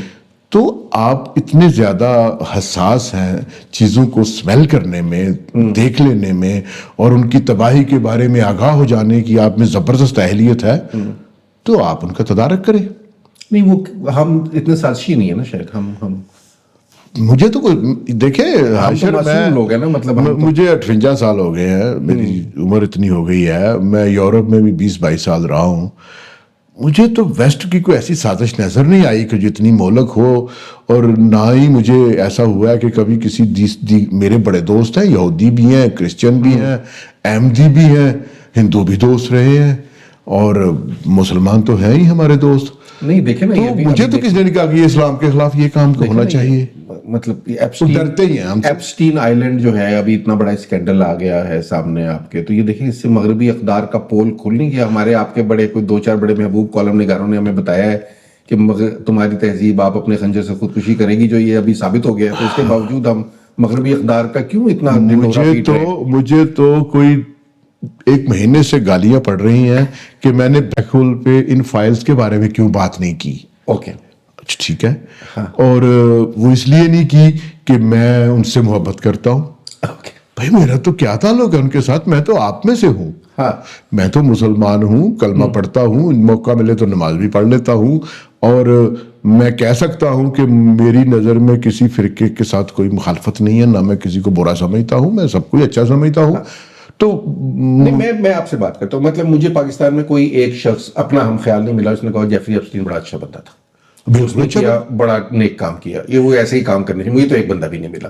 مجھے تو جتنے میرے ہم خیال یا دوست ملے ہیں انہوں نے سب نے کہا یار کیا منحوس آدمی تھا, کیا برا آدمی تھا, اور تو مرمرا بھی گیا, انہوں نے ہی پکڑا. پرنس اینڈریوز بھی برا آدمی تھا, اگر بل گیٹس نے کیا ہے تو اس کی بھی غلط, نوم چومسکی نے کیا ہے تو اس کی بھی ایسی کی تیسی. مطلب غلط کام کا دفاع کوئی کیوں کر سکتا ہے؟ پہلے مسئلہ یہ. اچھا مجھے یہ سمجھ نہیں آتی کہ نوم چومسکی کا جو نقطہ نظر ہے یا اس میں اس کا وہ اسپوکس پرسن نہیں ہوں نا, میں کیوں دفاع کروں؟ اگر غلط ہے تو غلط ہے, ڈاکنز غلط ہے تو غلط ہے. دیکھیے میرا مسئلہ یہ ہے کہ میں لوگوں کو مطلب میں فیض صاحب کو ان کے شاعر ہونے کی وجہ سے پسند کرتا ہوں. میں فیض صاحب کو اس لیے پسند نہیں کرتا کہ وہ شراب زیادہ پیا کرتے تھے. اچھے شاعر تھے, اچھے شاعر تھے. میں اقبال کو اس کے اچھے شاعر ہونے کی وجہ سے پسند کرتا ہوں. میں اقبال کے اندر بیٹھ کے کیڑے ہی نہیں کھاتا کہ اقبال ٹبی گلی کیوں جاتے تھے اور گانا کیوں سنتے تھے اور علی بخش نے کندھے پہ اٹھا کے کیوں لاتا تھا. میرے لیے وہ میٹر نہیں کرتا. میرے ان کی شاعری میٹر کرتی ہے یا ان کا فلسفہ میٹر کرتا ہے پڑھنا, اس پر میں تنقید بھی کر سکتا ہوں. ہم سب انسان ان کی شاعری سے زیادہ ان کے جو لیکچرز ہیں میں ان کا دیوانہ ہوں. بالکل ٹھیک ہے, میں سمجھتا ہوں اتنی زبردست انہوں نے بات کی ہے, اور یہی ایک روشن خیالی بھی ہے اور سمجھداری بھی ہے. آپ کو پتہ ہے ریکنسٹرکشن جو ہے, ریکنسٹرکشن والی جو آف ریلیجیس تھاٹ ان اسلام, یہ باقاعدہ محترمہ عالم اسلامی کی ایک میٹنگ کے اندر ان بکس پہ شامل کی گئی تھی جن کو بین کرنا مقصود تھا کہ یہ کتاب مناسب نہیں ہے عالم اسلامی کے لیے, تو اس کتاب کو ذرا پرے رکھا جائے. تو بات تو یہاں تک ہے. تو بات یہ کہ اصل مسئلہ میرا یہ ہے, میں اکثر اوقات یہ سمجھنے کی کوشش آج کل میں کر رہا ہوں, جو مجھے سمجھ نہیں آ رہی. جیفری ایپسٹین کا ذکر آ گیا تو چلے ہم مذمت تو کر ہی دیتے ہیں نا. بالکل مذمت ہے. میرا مسئلہ یہ کہ میرا پاکستان کا قصور کا وزیرستان کا جیفری ایپسٹین سے کیا لینا دینا ہے میں سمجھنا چاہ رہا ہوں، دراصل اس مسئلے کو سمجھنا چاہ رہا ہوں. مگر میں اگر آج سارے پاکستان کے so called liberal, so called secular سب مل کے جیفری ایپسٹین کو برا کہہ دیں، مذمت کر دیں، تو کیا آئینہ وزیر کو کھیلنے کی اجازت مل جائے گی؟ کیا نور مقدم جیسے قتل دوبارہ نہیں ہوں گے؟ کیا عائشہ نسیم کو کھیلنے کی اجازت مل جائے گی؟ کیا بانو بی بی کا بلوچستان میں جو قتل ہوا ہے وہ دوبارہ نہیں ہوگا؟ کیا مختارہ مائی یہاں پہ کاری نہیں ہوگی؟ کیا یہ سب چیزیں ٹھیک ہو جائیں گی؟ میں یہ سمجھنا چاہ رہا ہوں. کیا طالبان اپنا حملے کرنا چھوڑ دیں گے؟ ابھی انہوں نے بکر میں حملہ کیا ہے، جو طالبان نے کیا ہے، داعش نے کیا ہے، جس نے بھی کیا ہے، یہ حملے ختم ہو جائیں گے؟ یہ ابابیل اسکواڈ کے 4 بچے ابھی مرے ہیں، یہ مرنا ختم. میں سمجھنا چاہ رہا ہوں کہ لنک مجھے آپ ذرا سمجھائیں کہ اس کا لنک کیا ہے. اچھا، مجھے یہ آپ کی طرح میری بہت زیادہ کنفیوژن ہے اس حوالے سے کہ لوگ ہمیں کہتے ہیں، بھائی مجھے نہیں پتا کہ میں لبرل ہوں، میں نہیں کہہ سکتا، میں کیسے کہوں کہ میں لبرل ہوں؟ ہاں، لبرل ہے کون؟ مجھے تو ابھی تک یہ بھی نہیں سمجھ آیا. میں نہیں کہہ سکتا. اور میں اپنے آپ کو سیکولر کہہ سکتا ہوں، کیونکہ پتہ نہیں سیکولر کون ہے. ہمارے ملک میں تو سیکولر لادین کو کہا جاتا ہے، ادھر باہر کہیں سیکولر کسی اور چیز کو کہا جاتا ہے. میں تو اتنا کہہ سکتا ہوں کہ میں ایک انسان ہوں، اور میں کوشش کرتا ہوں کہ میرے دل میں، میرے دماغ میں وہ تعصب نہ ہو جو کسی کی شناخت سے وابستہ ہو، کسی کے مذہب سے وابستہ ہو، کسی کے مسلک سے وابستہ ہو، یا کسی کی لسانی کوئی وابستگی سے متعلق ایسی چیز ہو کہ مجھے اس سے نفرت کرنی پڑے. نہیں، وہ یہ ایک سادہ سی بات ہے. تھیسس یہ ہے کہ اگر آپ کہ جیفری ایپسٹین جو ہے وہ پوری مذہبی اقدار کا نمائندہ ہے، سم ہاؤ جو ہے مذہبی اقدار وہی ہیں جو جیفری ایپسٹین آئی لینڈ میں ہو رہی ہیں. ٹھیک ہے. اچھا، مجھے ابھی تک مغرب کا بھی کوئی ایک ملک نہیں ملا جس نے کہا ہاں یہ ہماری اقدار تھی. مطلب اچھے اور برے لوگ ہر جگہ ہیں. ہمارے یہاں ابھی 2 دن پہلے، 2 دن تو چلے چھوڑ دیں، ہر 1 گھنٹے میں خبر آتی ہے کہ کسی ایک مدرسے میں ایک بچے کے ساتھ بدفعلی ہو گئی ہے. میں اسے پاکستان کی اقدار تو نہیں کہوں گا. یہ ہماری اقدار نہیں ہے، یہ ہماری اقدار تو نہیں ہے. یہ نہ ہماری کسی ضلع کی اقدار ہے، نہ کسی علاقے کی، اور خدا نخواستہ نہ کسی مسلک کی، نہ کسی مذہب کی.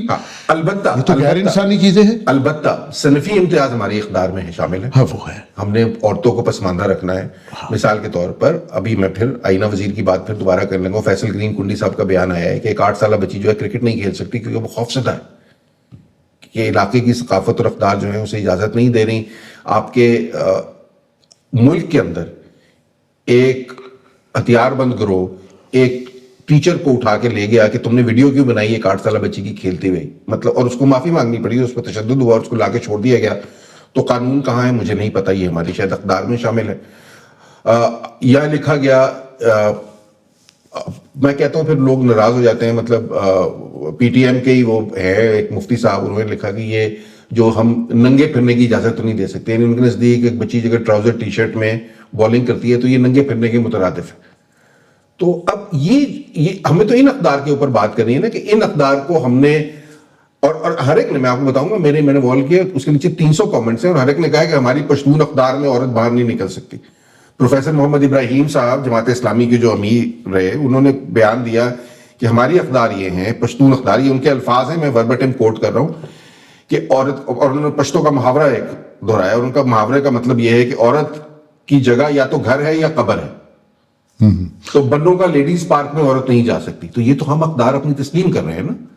ہمیں ان اقدار پہ بات کرنی ہے. 10,000 کلومیٹر دور جو ایک بندے نے کیا، جس کو مرے ہوئے بھی پتہ نہیں کتنے سال گزر گئے ہیں اور کہانی کسی اور طرح ہو رہا ہے، وہ اپنی جگہ مسئلہ ہے. میرے خیال ہمارا مسئلہ کیوں ہے، میں یہ سمجھنا چاہ رہا ہوں. یا ہم اسکیپزم کا شکار ہیں کہ ہمیں چونکہ سمجھ نہیں آتی کہ ہم اپنی اقدار کے اوپر پردہ کیسے ڈالیں، تو ہم ایک وہ ڈیفلیکشن والی جو اسٹریٹجی ہے وہ اپنا رہے ہیں. اچھا، مجھے تو آج تک یہی نہیں پتا چلا کہ ہماری اقدار ہے کیا.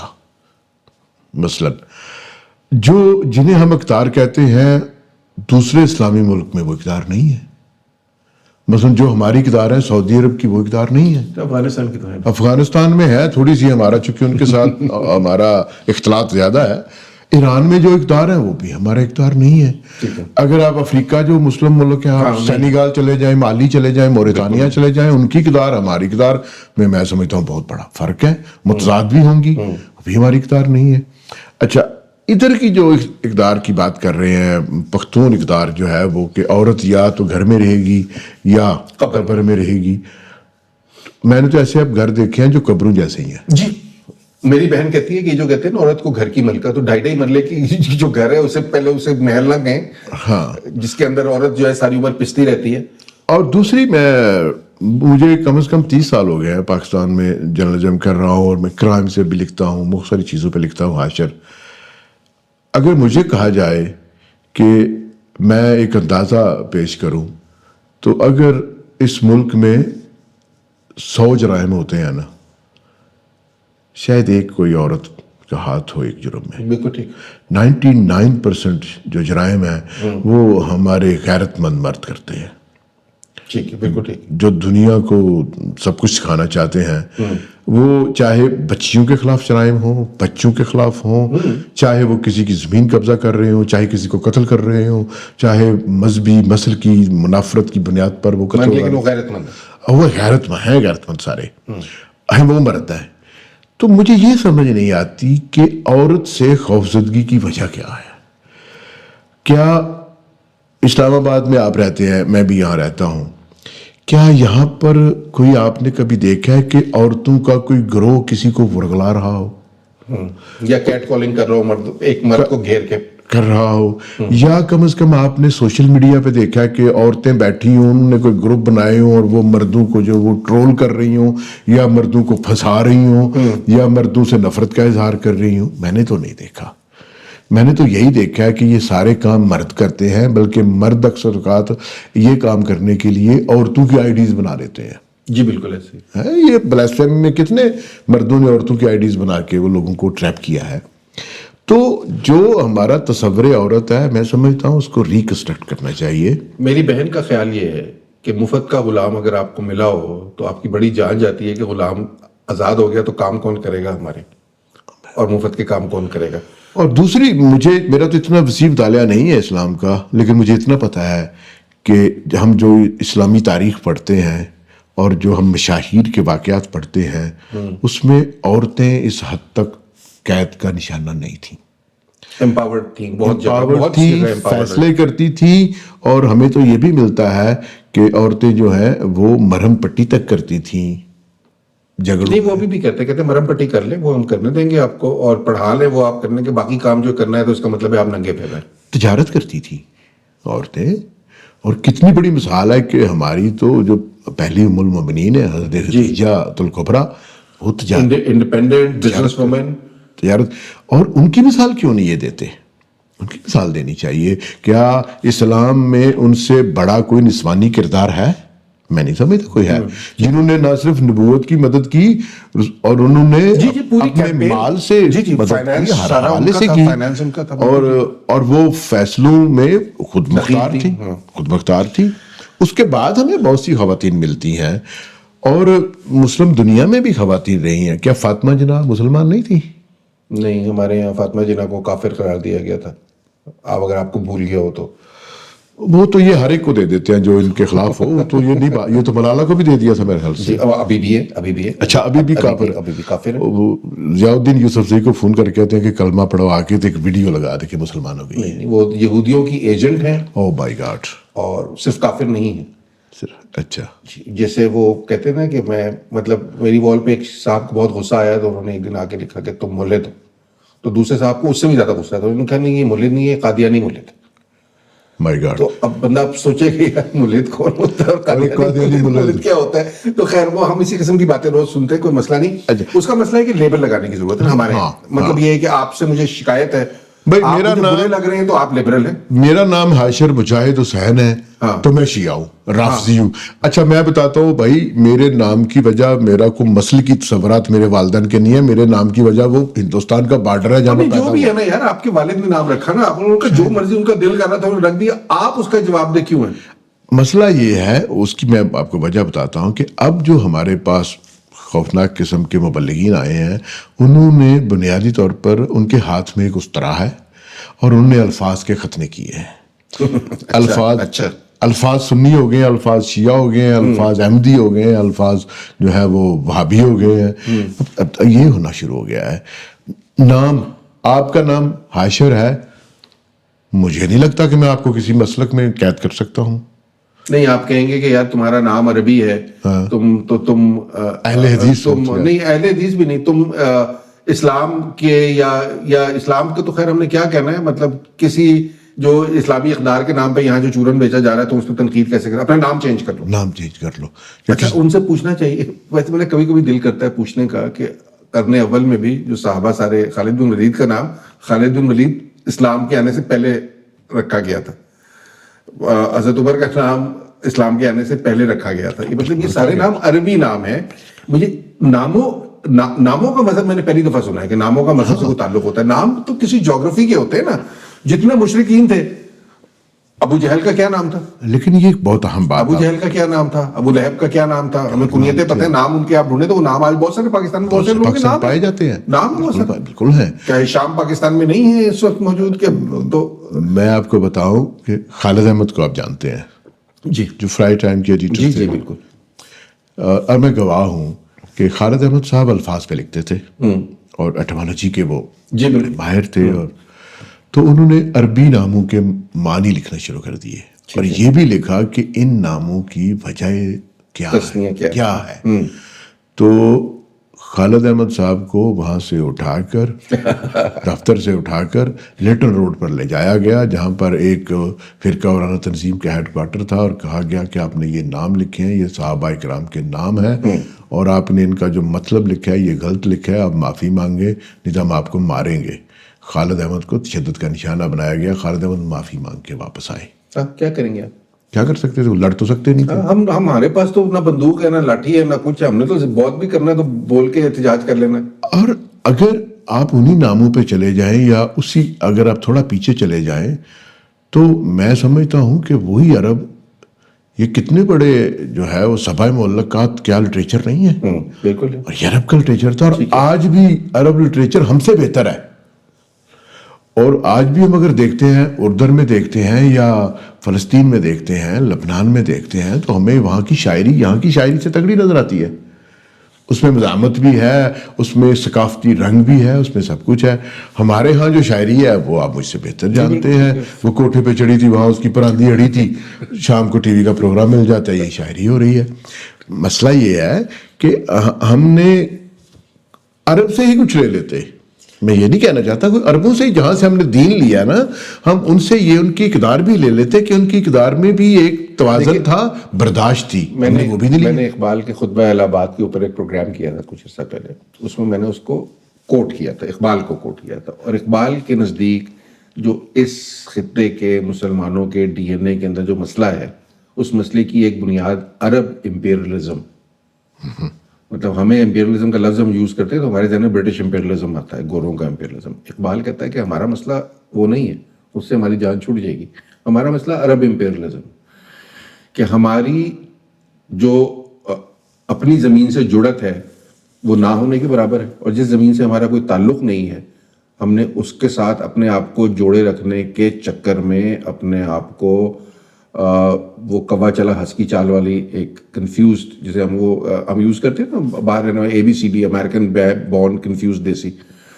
تو ہم دیسی ہیں, کنفیوزڈ ہیں, اور بیسیکلی عرب امپیریلزم کی وجہ سے کنفیوز ہیں. اچھا, یہ کرداروں کی ہم بات کر رہے تھے. ایک کردار جو ریسنٹ میرا ایک تھیسس, ایک مسئلہ یہ بھی ہے کہ ضیاء صاحب کو گزرے اب تقریباً ہو گئے 40 سال. 40 سال, 19 صدی تقریباً ہو جائے گی تھوڑے عرصے تک ہمارے آمنے سامنے.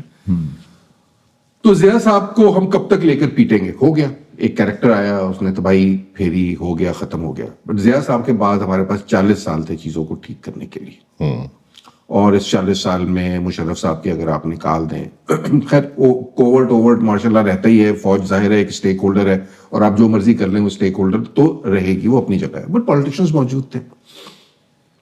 ان پولیٹیشنز نے اپنی ایکسیپٹیبلٹی کے لیے ضیاء صاحب کے ایجنڈے کو آگے بڑھایا. ایسے ہی. اور ہر ممکن حد تک ہر دور میں انکلوڈنگ پیپلز پارٹی انہوں نے اس کو کیش کیا کہ جہاں بھی کر سکتے. انہوں نے کوئی ایسی قانون سازی ریورس نہیں کی جو کہ اس ملک میں جس نے نفرت کو پروموٹ کیا تھا. انہوں نے کوئی ایسی قانون سازی, بہت کم, تھوڑی بہت بہرحال ہونے کی کوشش ہوئی, کرنے کی کوشش نہیں کی جس سے اس ملک میں کوئی جوہری تبدیلی جو ہے وہ آ سکے. انہوں نے ہر جگہ اس چیز کو بیچا ہے. تو یہ رسپانسبلٹی میں کہتا ہوں ضیاء سے تھوڑی دیر کے لیے ہٹا لیں مطلب ضیاء پہ اٹھا نہیں رہا، ضیاء اپنی جگہ ہے، بٹ ضیاء کے بعد کے جو 40 سال کے جو کیریکٹرز ہیں، جو اب جس میں سے بہت سارے ابھی زندہ ہیں، اس ملک کی پالیٹکس میں ابھی بھی ایک فعال کردار ادا کر رہے ہیں، تو یہ ضیاء کی صورت میں آپ نے انہیں ایک اسکیپ گوٹ فراہم نہیں کی ہوئی کہ ان کے اوپر کوئی بات ہی نہیں کرتا، موڑ توڑ کے آپ جیسے میرے جیسے لنڈے کے لبرل جو ہیں آخر میں پھر ضیاء صاحب کا نام لے کے بیٹھ جاتے؟ دیکھیں، اگر ہم ضیاء الحق کو ہم ایک طرح سے شروعات کو نندا کہہ سکتے ہیں، کہہ دیا، ہو گیا، ختم وہ ہو گیا. ضیاء صاحب کے دور میں توہین کا قانون بنا تھا، سزائے موت تو نواز شریف کے دور میں ہوئی. جی بالکل ایسے. ٹھیک ہے سر. اور بہت ساری ایسی ترامیم جو ہے اور بعد کی جو سختیاں ہیں وہ تو بعد کے دور میں ہوئی ہیں. بالکل ایسے. ضیاء الحق نے تو ان کو بنا دیا، ان کو استعمال بھی کیا، لیکن میں نہیں سمجھتا کہ پاکستان میں کوئی ایسی سیاسی پارٹی ہے جو یہ کہے کہ اس نے ضیاء کے اقدامات کا کوئی توڑ کیا ہے یا کوئی ضیاء کے عملی طور پر مخالف ہے. اب نام لینے سے کہ ضیاء ڈکٹیٹر تھا، یہ بھی سارے ڈکٹیٹر ہیں، یہ اپنی پارٹیوں میں ڈکٹیٹر ہیں. میاں صاحب کی تو تقریر ریکارڈ پر ہے جس میں انہوں نے کہا کہ میں ضیاء صاحب کا روحانی بیٹا ہوں اور ان کے مشن کو آگے بڑھانا جو ہے میری زندگی کا مشن ہے. یہ سارے دانشور روحانی بیٹے تھے ضیاء الحق کے. آپ جتنے اس وقت کے میگزین کا پہلے ذکر کر رہے تھے، اب کے اس وقت جو بڑے بڑے صحافیانہ نام ہیں، جو بڑے معتبر نام ہیں اور جو ٹیلی ویژن پہ بیٹھ کے ہمیں روز بھاشن دے رہے ہوتے ہیں، یہ صرف ضیاء صاحب کی کاسا گیری، اس وقت کاسا لیسی میں مصروف تھے، سارے مصروف تھے. اور ان کے اگر ہمارے ہاں پرابلم یہ ہے کہ ہم آرکائیوز نہیں رکھتے یا آرکائیوز کو دیکھتے نہیں ہیں. اگر کبھی آرکائیوز دیکھیں اور ان کے پرانے آرٹیکلز نکالیں، ان کی کتابیں نکالیں، ان کی تقریریں نکالیں، یہ سارے وہی لوگ ہیں. میں آپ کو چھوٹی سی مثال دینا چاہتا ہوں. اب فوت ہو گئے، اللہ ان کو بخشے، ہمارے عرفان صدیقی صاحب. جی. میں کچھ کام کر رہا تھا اور میں نے ایک کتاب لکھی تھی پنجابی طالبان، جس کے بعد مجھے بہت جوتے پڑے اور میں پھر یہاں سے ملک سے بھی چلا گیا. تو جو پنجابی طالبان کے سارے کانسیپٹ کا جو لیڈر تھا اس وقت، وہ تھا، ان کا نام تھا عصمت اللہ معاویہ صاحب. جی. انہوں نے کتاب لکھی کشمیر کے جہاد پر. تو اس کا دباچہ لکھا 2 افراد نے. ٹھیک ہے. وہ کتاب موجود ہے. پیش لفظ لکھا تھا عرفان صدیقی صاحب نے، اور اگلا جو آرٹیکل لکھا تھا وہ حامد میر صاحب نے لکھا تھا. ٹھیک ہے. دونوں اشخاص کو میں نے دیکھا اور دونوں کی میں نے چیزیں پڑھی کہ انہوں نے جو ہے وہ جب ضرورت تھی اس ملک میں اس موضوع پر بات کرنے کی، مشرف کر رہا تھا یا بعد میں نون لیگ کر رہی ہے یا پیپلز پارٹی، تو وہ بھی یہی بات کر رہے تھے. کسی نے مڑ کر نہیں دیکھا یا کسی نے یہ نہیں سوچا کہ ہم ماضی میں کیا لکھتے رہے. اور یہ کام یہی نہیں کرتے رہے، یہ کام آپ ارشاد حقانی صاحب اللہ ان کو بخشے فوت ہو چکے ہیں، آپ ان کے آرکائیوز اٹھا کے دیکھ لیں، ارشاد حقانی صاحب بھی ایسے کرتے رہے ہیں. تو میں سمجھتا ہوں کہ یہ ہماری ایک طرح سے تحریری میراث ہے کہ نہیں، وہ بات ٹھیک ہے اپنی جگہ. میں آپ کو بتاؤں، میں آپ کی بات کاٹ رہا ہوں بیچ میں. میرے والد جو ہے وہ جماعت اسلامی کے ہمدردوں میں سے تھے. ٹھیک. اور وہ ضیاء صاحب کے بھی ہمدردوں میں سے تھے. آپ کو یاد ہے وہ دور ایک چلا تھا جب بنیادی طور پہ یہ اینٹی بھٹو تھیسس تھا، جس میں ضیاء صاحب جو ہے ہیرو بن کے سامنے آئے تھے. اور ہمیں لگا تھا اس دور میں کہ افغانستان کا جہاد تو بڑی اچھی چیز ہے، اور ہم نے اسٹریٹجک ڈیپتھ کے نام پہ بڑا یہ کر لیا. اور میرے والد صاحب جو ہے انتہائی پڑھے لکھے ہونے کے باوجود وہ ضیاء صاحب کو پسند کیا کرتے تھے. ظاہر ہے میں اپنے والد صاحب کے ان کا تو جواب نہیں دے سکتا، بٹ مجھے یہ پتا ہے کہ آخری عمر تک وہ اپنے ان خیالات سے اور جماعت اسلامی سے بھی بالکل تائب ہو گئے تھے. ضیاء صاحب کی برسی میں شریک ہونے کے لیے میں 18-19 سال کا 17 سال کا نوجوان جو ہے لاہور سے چل کر اسلام آباد آیا تھا، کیونکہ میری نظر میں اس وقت 17-18 سال کے بچے نے جتنا سیکھا تھا اس کے نزدیک ضیاء ہی ہیرو تھا. وہی تھا. میرے ایک دوست ہیں، وہ کہتے ہیں تمہارے سارے گناہ معاف ہو سکتے ہیں، یہ گناہ معاف نہیں ہو سکتا کہ تم ضیاء کی برسی میں شرکت کے لیے اسلام آباد آئے تھے. تو ہم پہ یہ سب پہ ادبار گزر سکتے ہیں. میرے پہ گزرے، ہو سکتا ہے آپ پہ نہ گزرے ہوں. مطلب میں بہت نائیو آدمی تھا اپنی زندگی کے بہت بڑے. لیکن آج میں کھڑا ہو کے یہ ایڈمٹ کر سکتا ہوں ایک بات کہ میں اس وقت غلط تھا. ایک چیز. دوسرا یہ کہ میری تحریر سے، میری تقریر سے، میری بات سے آپ کو یہ اندازہ ہو جائے گا، یا میری یا کسی کی بھی جو اس ٹرانزیشن سے گزرا ہے، کہ اس نے اپنے سفر میں وہ آگے نکل گیا ہے. اور وہ جو ساؤتھ افریقہ میں تھا نا، ٹروتھ اینڈ ریکنسیلیشن، کہ ریکنسیلیشن اس وقت ہو سکتی ہے جب آپ سچ بولنے کا حوصلہ تو اپنے اندر لے آئیں. تو یہ جو ہمیں لوگ آج بیٹھ کر، بہت سارے لوگ جو ہمیں بیٹھ کے روز کے درس دے رہے ہوتے ہیں، ان کی زندگیوں میں وہ ٹروتھ کا، مجھے تو وہ ایک دن کے لیے وہ ٹروتھ کبھی نظر نہیں آئی کہ میں اس وقت غلط تھا, میں نے یہ بات غلط کی, میں نے یہ غلط کیا, میں نے وہ کیا, میں نے یوں کیا. تو یہ ہاں, اس حوالے سے میں سمجھتا ہوں کہ ہمارا جو ایک شخصیت سازی ہوتی ہے, اور خاص طور پر مسلمانوں کے ہاں یہ ایک تصور موجود ہے کہ ہم اپنے کیے پر بہت کم پچھتاتے ہیں, یا اس کا کوئی عذر تلاش کر لیتے ہیں کہ اس وقت حالات ایسے تھے تو ہم نے یہ کیا, ہم غلط نہیں تھے. پھر ہم معافی مانگنا شاید مرد مجاہد کی جو ہے ایک مشکل کام ہے, اور اپنے آپ کو غلط تسلیم کرنا کہ یہاں میں غلط تھا, اس کو یہ شکست تسلیم کرتے ہیں یا ہزیمت سمجھتے ہیں. مثلا میں کہہ سکتا ہوں کہ میں اپنے نظریات, نقطہ نظر, اپنی تحریروں میں 1000 دفعہ غلط ہوا ہوں. بالکل ٹھیک, ہم سب بالکل ہوا ہوں اور شرمندہ بھی ہوا ہوں. ہاں, اور میں نے معافی مانگی ہے بعض اوقات کہ بھائی مجھے معاف کر دیں, مجھ سے غلطی ہو گئی ہے, میں غلط سمجھا ہوں. اور اس میں آپ میرا کمزور ہونا سمجھ لیں, یا میرا نفسیاتی طور پر میرے میں وہ مرد مجاہد نہیں ہے جو باقی لوگوں میں ہے. لیکن میں اگر کوئی چیز غلط کرتا ہوں, مثال کے طور پر میں آپ کو ایک بہت اہم مثال دینے لگا ہوں. میں 2-3 مہینے سے توہین کے مقدمات پہ بات کر رہا ہوں. جی, میں نے ان عورتوں کی, ان بچوں کی ماؤں کو بلا کے ان کے انٹرویوز کیے, جی, ان مختلف میرے سامنے حقائق آئے ہیں. اگر مجھے یہ علم ہو کہ یہ جو بچے ہیں انہوں نے یا ان میں سے کسی نے تحریری یا زبانی یا کوئی ایسا جس قسم کا شواہد پیش کیے جا رہے ہیں کہ توہین کی ہے, جی, میں معافی مانگوں گا اپنے اس عمل سے کہ میں نے اس کی حمایت کیوں کی. کیونکہ میں سمجھتا ہوں کہ کسی کے بھی مذہبی جو مقدسات ہیں یا جو اکابرین ہیں ان کی توہین نہیں ہونی چاہیے. بالکل نہیں ہونی چاہیے, بالکل نہیں, یہ تو کمزور آدمی کا کام نہیں ہونی چاہیے. اور اگر میں کسی غلط بندے کا مقدمہ لڑ رہا ہوں اور کل کو مجھے پتہ چل جاتا ہے کہ میں غلط تھا, میں معافی مانگ لوں گا. اچھا, دیکھیے مجھے اس پر نا آپ سے دو باتیں, پہلے تو میں اس کو کنکلوڈ کر لوں جو بات ہم کر رہے تھے. یہ میرا خیال ہے اگر ہم میں سے ہر شخص کے خیالات 3-4 سال بعد جو ہے اس میں ایک بڑا بدلاؤ نہیں آتا تو اس کا مطلب ہے نہ وہ شخص پڑھ رہا ہے, نہ وہ شخص لوگوں سے مل رہا ہے, نہ وہ شخص سفر کر رہا ہے, وہ جامد ہے وہیں کا وہیں کھڑا. تو اس کا مطلب یہ ہے کہ یہ جو لوگ جنہوں نے کبھی اپنے خیالات سے برت کا اظہار نہیں کیا اور اس کی بات نہیں کی, یہ ابھی تک ضیاء صاحب کے دور میں ہی زندہ ہیں اور یہ اسی ایجنڈے کو کیری کر رہے ہیں, بے شک اس کا نام جو مرضی رہا, جو مرضی کر رہے ہیں. میں سمجھتا ہوں کہ یہی ہے. یہ تو بنیادی ایک اصول ہو گیا. تو میں کوئی ان کی جب باتیں سنتا ہوں نا تو چونکہ میں نے ان کا وہ سفر دیکھا ہوا تو میں کوئی خاص متاثر نہیں ہوتا ان باتوں سے, کیونکہ میں نے کبھی اس دور کے میں ان کو یہ مانتے ہوئے نہیں دیکھا کہ میں اس دن غلط تھا یا میں نے وہ باتیں غلط کی یا میں نے کبھی لکھا ہو کہ وہ غلط ہے. ہم نے تو 1000 غلطیاں کی, میں تو بتا دیا کہ میرا جو سب سے بڑا گناہ ہے وہ بھی میں نے آپ کو بتا دیا. یہ اپنی جگہ ہو گیا. اب آ جائیں, اب چونکہ ہم اس کو کنکلوڈنگ اس کی طرف چل رہے ہیں, بلاسفیمی کے اوپر چونکہ آپ کا اس وقت کام کر رہے ہیں.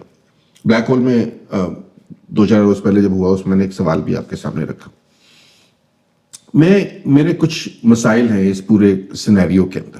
اچھا, پہلا تو میں یہ بڑا اس سے میں کہنا چاہتا ہوں کہ جو اور یہ حقیقت ہے, مطلب غامدی صاحب آن ریکارڈ ہیں یا باقی لوگ آن ریکارڈ ہیں کہ ہمارے ملک میں بلاسفیمی لاز کو جو شکل دی گئی ہے وہ اسلامی روایات یا قرآن یا سنت یا فقہ جو ہے اس سے بڑی حد تک متصادم ہے, وہ تھوڑی سی شدید ہے اس کے اندر. یہ بات بالکل طے ہے کہ توہین کا لفظ جو ہے یا بلاسفیمی کا لفظ اس کی اپنے قرآن کے اندر تو نہیں ملتا, لیکن ارتداد کے درجے میں بات پہنچ گئی. لیکن اس کو بھی آپ چھوڑ دیں تو میں یہ سمجھتا یہ ہے, کوئی بھی کچھ بھی کر رہا ہو, کسی کو غلط کہہ رہا ہو, گالی دے رہا ہو, کوئی بات کر رہا ہو, کوئی غلط بات کر رہا ہو, وہ اپنی جگہ بنیادی طور پہ اس بات کی نشاندہی ہے کہ اگلے بندے کے پاس کوئی دلیل نہیں ہے. گالی پہ آپ اس کو اترتے ہیں, دلیل ختم ہو جاتی ہے. بالکل ایسا ہی ہے. تو وہ تو ہے غلط, اس پہ تو کسی کو کوئی وہ دو رائے نہیں ہونی چاہیے. لیکن میرا سوال یہ ہے کہ یہ مسئلہ ہم نے بہت موضوعی بنا دیا ہے, مطلب آبجیکٹیوٹی ہم نے اس کے اندر سے مائنس کر دی. ہم نے کہا جذبات مجروح ہو جاتے ہیں. مثال کے طور پہ میں نے ایسے واقعات دیکھے کہ میں نے چھت پہ چڑھ کے دیکھا تو یہ فلاں احمدی کمیونٹی کے لوگ جو ہیں یہ اپنے گھر کے اندر قربانی کر رہے تھے جس سے میرے جذبات مجروح ہو گئے. بھائی میں نے چھت پہ چڑھ کے ان کی کھڑکی کے اندر سے جھانک کے دیکھا, قربانی کر رہے نہیں کر رہے, فرض کریں ذبح کر رہے ہیں تو ان کو ذبح تو کرنے کی اجازت ہے نا, پاکستان نے منع تھوڑی. تو میرے جذبات اس سے کیسے مجروح ہو گئے, اور جذبات مجروح کرنے کے لیے میں نے اتنی کوشش کیوں کی, یہ میری سمجھ نہیں آئی. فلاں بندے نے مجھے سلام کر لیا, وہ احمدی تھا, تو میرے جذبات جو ہیں وہ مجروح ہو گئے. مطلب جذبات مجروح ہونے کی کوئی لمٹ نہیں ہے. آپ کسی بھی چیز کے اوپر آپ کے جذبات جو ہے مجروح ہو سکتے ہیں. آپ نے ٹوپی پہنی ہے, آپ نے کپڑے پہنے, تو یہ جو اتنا موضوعی معاملہ ہم نے اسے بنا دیا ہے, اس کی وجہ سے ہم نے بہت کھلی چھٹی نہیں دے دی. ایک تو یہ بات ہو گئی. دوسری بات یہ کہ جب آپ نے ہم اگر ہسٹوریکل ایویڈنس کی طرف جائزہ لیتے ہیں تو جب سے بلاسفیمی کے لاز سخت ہوئے ہیں اس ملک میں تب سے بلاسفیمی کئی گنا بڑھ گئی, سینکڑوں گنا بڑھ گئی. تو یہ تو ریورس افیکٹ نہیں ہونا چاہیے تھا بلاسفیمی اصل تو کم ہو جانی چاہیے تھی ڈر کی وجہ سے. اگر لا ہی کوئی نہ ہوتا, مثال کے طور پہ آدمی کو چوری کی کوئی سزا نہیں ہے تو ساری دنیا چوری کرنی شروع کر دے گی, لیکن چوری کی سزا میں سخت کر دوں گا تو کم ہو جانا چاہیے. یہ ڈائریکٹ کوریلیشن ہے جو کہ ہونا چاہیے. یہ الٹا کوریلیشن کیوں ہوا ہے کہ بلاسفیمی کی سزا سخت ہوئی ہے تو بلاسفیمی کیسز ہزاروں ہو گئے ہیں, اور جب بلاسفیمی کی سزا نہ ہونے کے برابر تھی, چند ماہ کی قید تھی جو ہم انگریزوں سے لے کر چلے آتے تو بلاسفیمی کوئی کرتا ہی نہیں تھا. ہاں, یہ بہت اہم سوال ہے. میں سمجھتا ہوں کہ اس میں ریاست کی جو بنیادی طور پر امپلیمنٹیشن کی کمزوری ہے وہ یہاں ہوتی ہے. اوکے, اب کسی نے خدا نخواستہ توہین کی ہے جی, تو اس کا ایک پروسیس ہے, آپ اس کے خلاف کیس کریں, ٹھیک ہے, قانون کے تحت اس کے خلاف کیس ہوگا اور یہ ثابت کرنا پڑے گا کہ واقعی اس نے توہین کی ہے اور یہ توہین ہے, ٹھیک ہے, قانون اس کو سزا دے گا. ٹھیک. لیکن جب آپ کو یہ علم ہو کہ ریاست نے اس قانون کی اتنی زیادہ کڑی سزا رکھتی ہے اور ہمارا جو عدالتی نظام ہے اس میں تاخیر ایک بہت ہی عام سی چیز ہے, اور پھر ہمارا سماج اس قدر جذباتی ہے کہ کچھ چیز بھی ثابت ہوئے بغیر ہم اگر خود بھی سزا دینا چاہیں کسی کو اس الزام کے تحت تو وہ ہو سکتی ہے, تو پھر ان جرائم کی رجسٹریشن کی یا سامنے آنے کی تعداد بڑھے گی. یہ بالکل ایک نارمل بات ہے. مثال کے طور پر آپ یہ کہہ رہے ہیں کہ اسے ایز اے ویپن پھر لوگ یوز کریں, یہ ایز اے ہتھیار استعمال ہو رہی ہے, یہ ویپن ہے, اور اس کے لیے ہمارے پاس درجنوں مثالیں ہیں کہ کس طرح پاکستان میں توہین کے غیر ثابت شدہ الزامات کے تحت لوگوں کو قتل کیا گیا. ٹھیک ہے, وہ اب چونکہ زیادہ رپورٹنگ سامنے آنا شروع ہو گئی ہے, چیزیں رپورٹ ہو رہی ہیں, وہ سب کو پتہ ہے. مشال خان سے لے کر ارلی 90s میں گجرانوالہ میں ایک حافظ قرآن کو قتل کیا گیا جو جماعت اسلامی کا رکن تھا, جی, ریل میں فاروق سجاد اس کا نام تھا. پھر دو لوگوں کو, ایک عدالت تھی اس کی, عارف اقبال بھٹی صاحب ایک جج تھے بیچارے, جی, جو مارے گئے, ہاں, ان کا ہائی کورٹ میں تھے تو ان کے ہاں ایک کیس پیش ہوا. یہ مڈ 90s کی بات ہے. گجرانوالہ میں گاؤں ہے رتا دھوتڑا, وہاں کے دو لوگ تھے, رحمت مسیح سلامت مسیح, ان پر الزام تھا کہ انہوں نے توہین کیا ہے. سیشن کورٹ نے ان کو سزا دے دی اور اس کے بعد وہ ہائی کورٹ چلے گئے. جب ہائی کورٹ میں کیس کی شروائی شروع ہوئی اور وہاں پر گواہ پیش کیے, کیپٹل پنشمنٹ تھی اس کے لیے, جیسے ہی جرا ہوئی تو پتہ چلا کہ یہ تو جھوٹا کیس ہے, ٹھیک ہے, اور بالکل بوگس ہے. تو لاہور ہائی کورٹ کے عارف اقبال بھٹی نے ان کو جو ہے وہ رہا کر دیا. باہر مجمع بیٹھا ہوا تھا, ان کو وہاں قتل کر دیا گیا. ایک بیچارہ بھاگ گیا اور اس جج کو بھی 2 سال بعد قتل کر دیا گیا. اسی کے چیمبر میں وہ بیٹھا ہوا تھا, عارف اقبال بھٹی, اس کو مار دیا. تو ہم نے دیکھا کہ سزا یہ اس قسم کے کیس میں اتنی زیادہ سزا ہے, کیپٹل پنشمنٹ ہے, اور پھر اس کا طریقہ کار اتنا زیادہ کمزور ہے.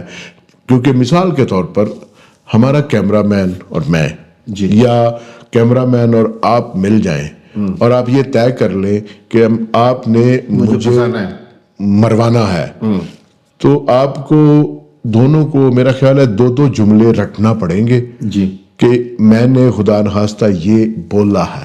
نہیں, اچھا, میں نے عدالتی پروسیڈنگز پڑھی ہیں جس میں گواہ نے کہا کہ میں وہ جملے دہرا نہیں سکتا, لیکن کہا تو ہے اور سزا ہو گئی ہے. ٹھیک ہے, اور اس میں سزا دے دی, سزا ہو گئی ہے. تو مجھے شاید کوئی بھی نہ بچا سکے, کوئی عدالت بھی نہ بچا سکے.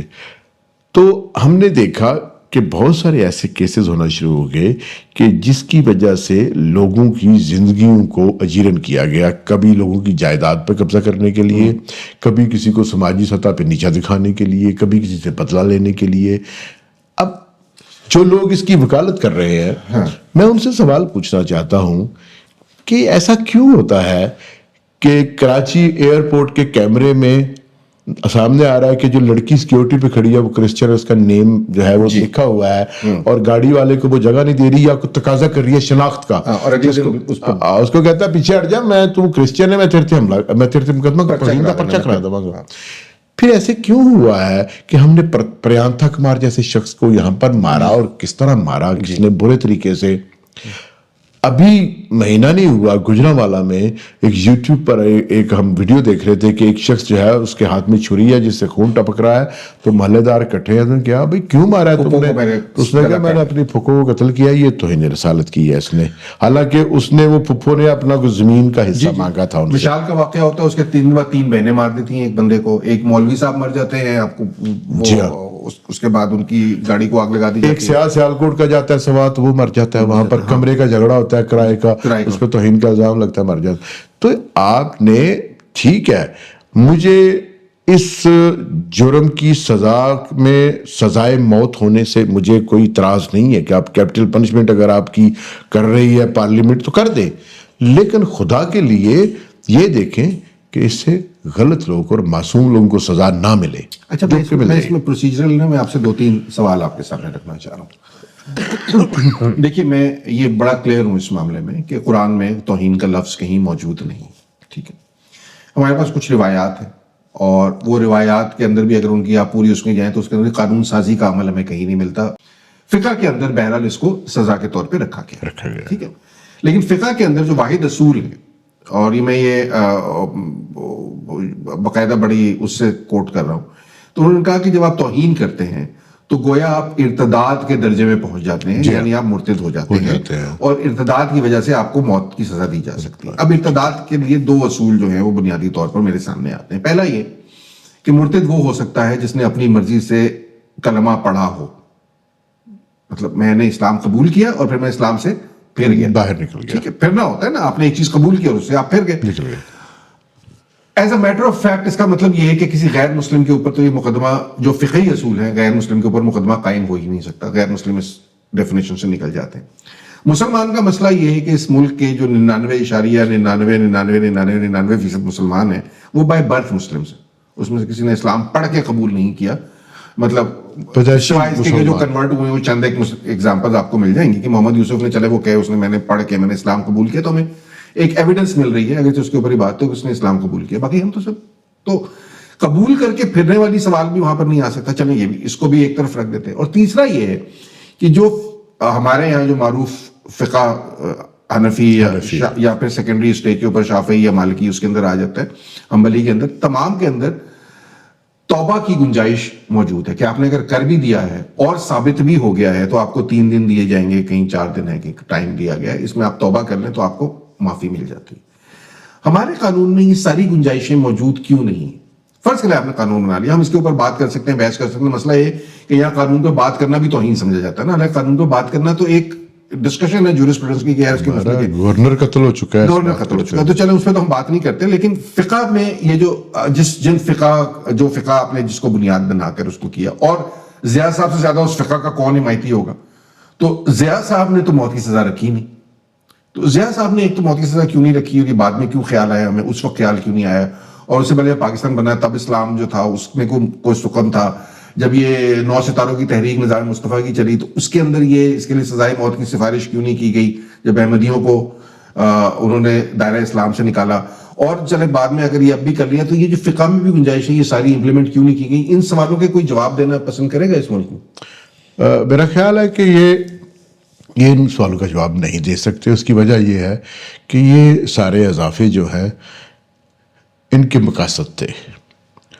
سب سے پہلی بات تو یہ ہے کہ جب اس پہ سزائے موت کی گئی ہے تو ہمارے نواز شریف صاحب پرائم منسٹر تھے, اور وہ سیاسی طور پر انڈر پریشر آنے کی وہ پرانے عادی ہیں. وہ جب ان کو دبایا جاتا ہے وہ انڈر پریشر آ جاتے ہیں, اور پھر وہ بڑے آرام سے ترمیمیں بھی کر لیتے ہیں, معاہدے بھی کر لیتے ہیں. آپ کو یاد ہوگا کہ یہاں پر جو پہلا دھرنا ہوا تھا مرحوم خادم رضوی صاحب کا, تو اس وقت جو وزیر تھے زاہد حامد, ان سے وزارت واپس لے لی گئی تھی.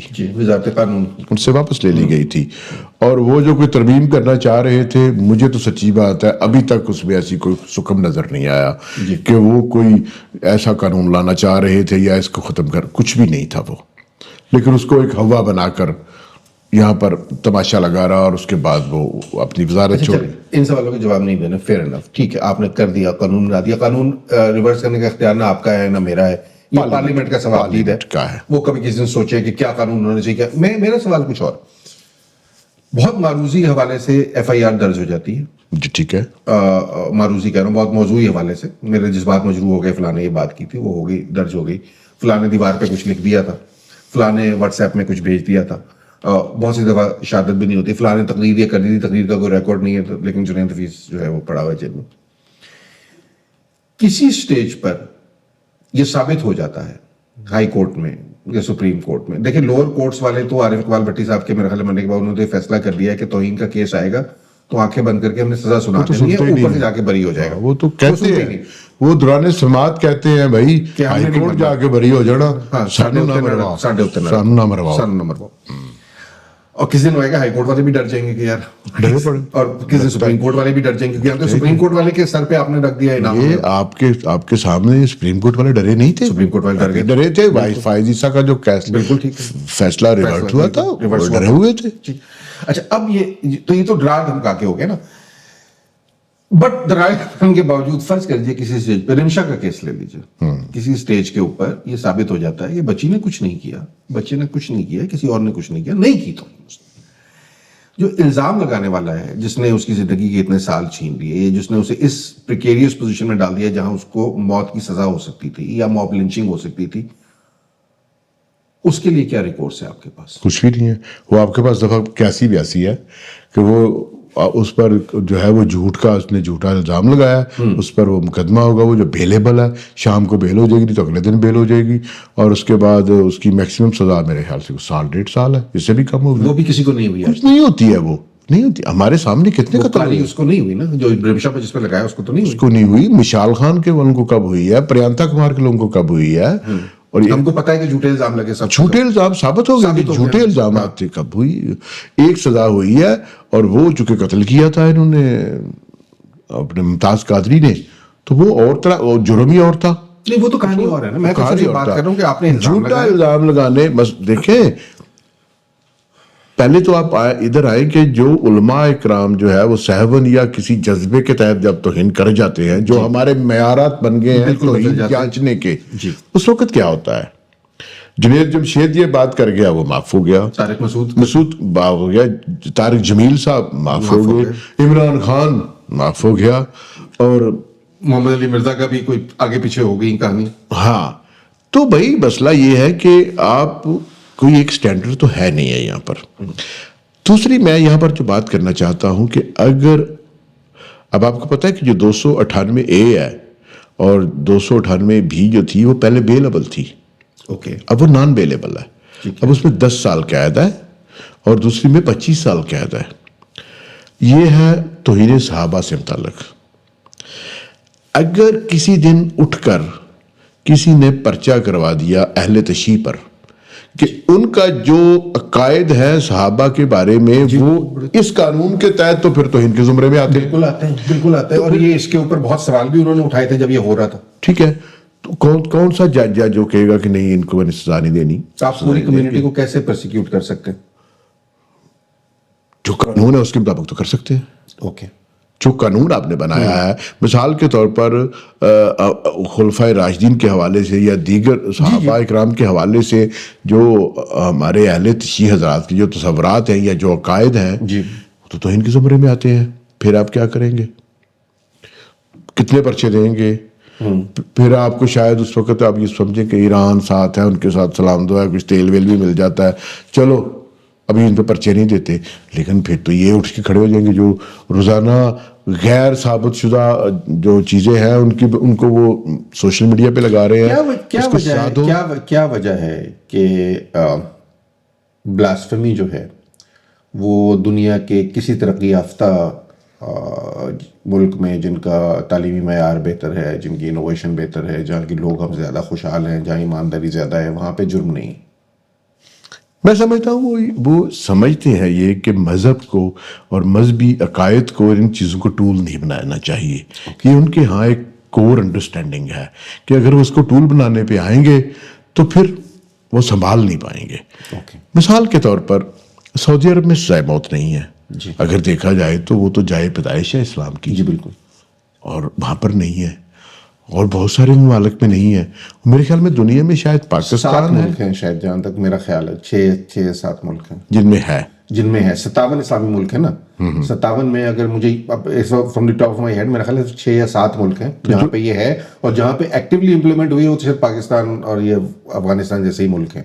افغانستان میں مجھے نہیں پتا کہ لا ہے کہ نہیں ہے ایکچولی. اور ابھی یہ میرا نہیں خیال ہے. ابھی ترمیم ہوئی ہے، انہوں نے تو توبہ کی گنجائش بھی رکھی ہے. ہاں انہوں نے توبہ کی گنجائش رکھی ہے، اور میں سمجھتا ہوں اس حوالے سے طالبان بھی ہم سے زیادہ بازی لے گئے ہیں کہ انہوں نے بلاسفیمی کے بعض سکے جو ہیں ان میں توبہ کی گنجائش رکھ دی ہے کہ کوئی توبہ کرے. تو اب ہمیں دیکھیے اب ایکٹیو ایسی کیا وہ ہو سکتی ہیں ترامیم جو لوگوں کو مشتعل بھی نہ کریں، کیونکہ ظاہر ہے لوگ حساس ہیں اس حوالے سے، اور ہمارے یہاں بھی تربیت وہ ہوئی نہیں کہ ہم مذہبی معاملوں کو لے کر چل سکیں. بٹ میں یہ کہ لیکن ظاہر ہے کچھ نہ کچھ تو کرنا پڑے گا. تھوڑا اس پہ بنیادی بات میں کچھ نہ کچھ تو کرنا پڑے گا. ایک بنیادی کچھ ترامیم کا ڈول تو ڈالا جا سکتا ہے، بالکل ڈالا جا سکتا ہے، لیکن اس سے پہلے ایک بنیادی بات کرنا چاہتا ہوں.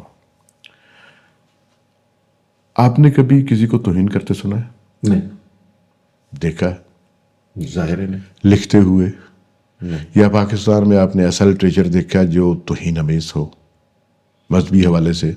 پرانا لٹریچر میں نے کہیں جس کے بارے میں بات تھی کلاسیکل جو ہے وہ کہیں، لیکن لکھا ہوا جو آج کل جو لوگ زندہ ہیں موجود ہیں ان کا تو میں نے کسی کا لکھا ہوا کوئی ایسی چیز نہیں دیکھی جسے میرے نظر سے نہیں، مطلب آپ کی نظر سے یا کسی کی بھی نظر سے توہین آمیز سمجھا جا سکے. ٹھیک ہے نہ. ہمارے ہاں اس قسم کی کوئی موومنٹ چل رہی ہے خدا نخواستہ کہ مذہبی اکابرین کی کردار کشی کرنی ہے، یا ان کے بارے میں کوئی اس طرح کی کوئی چاکنگ ہم دیکھ رہے ہیں، نہ کوئی پبلیکیشنز دیکھ رہے ہیں.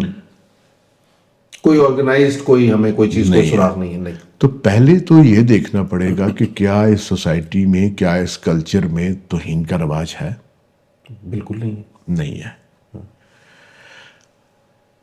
اگر اور تھوڑا سا باریک بینی سے دیکھا جائے تو میں سمجھتا ہوں کہ ایسے بہت سارے ہمارے مذہبی اکابرین جو ہیں وہ گرفت میں آتے ہیں، ان کی تحریریں بھی، ان کی تقریریں بھی جس میں توہین شامل ہے شدید. انہوں نے دوسرے کے اکابرین کی نہ صرف توہین کی ہے بلکہ کردار کشی تک کی ہے. جی تو پھر تو ان پہ بھی پرچے ہونے چاہیے.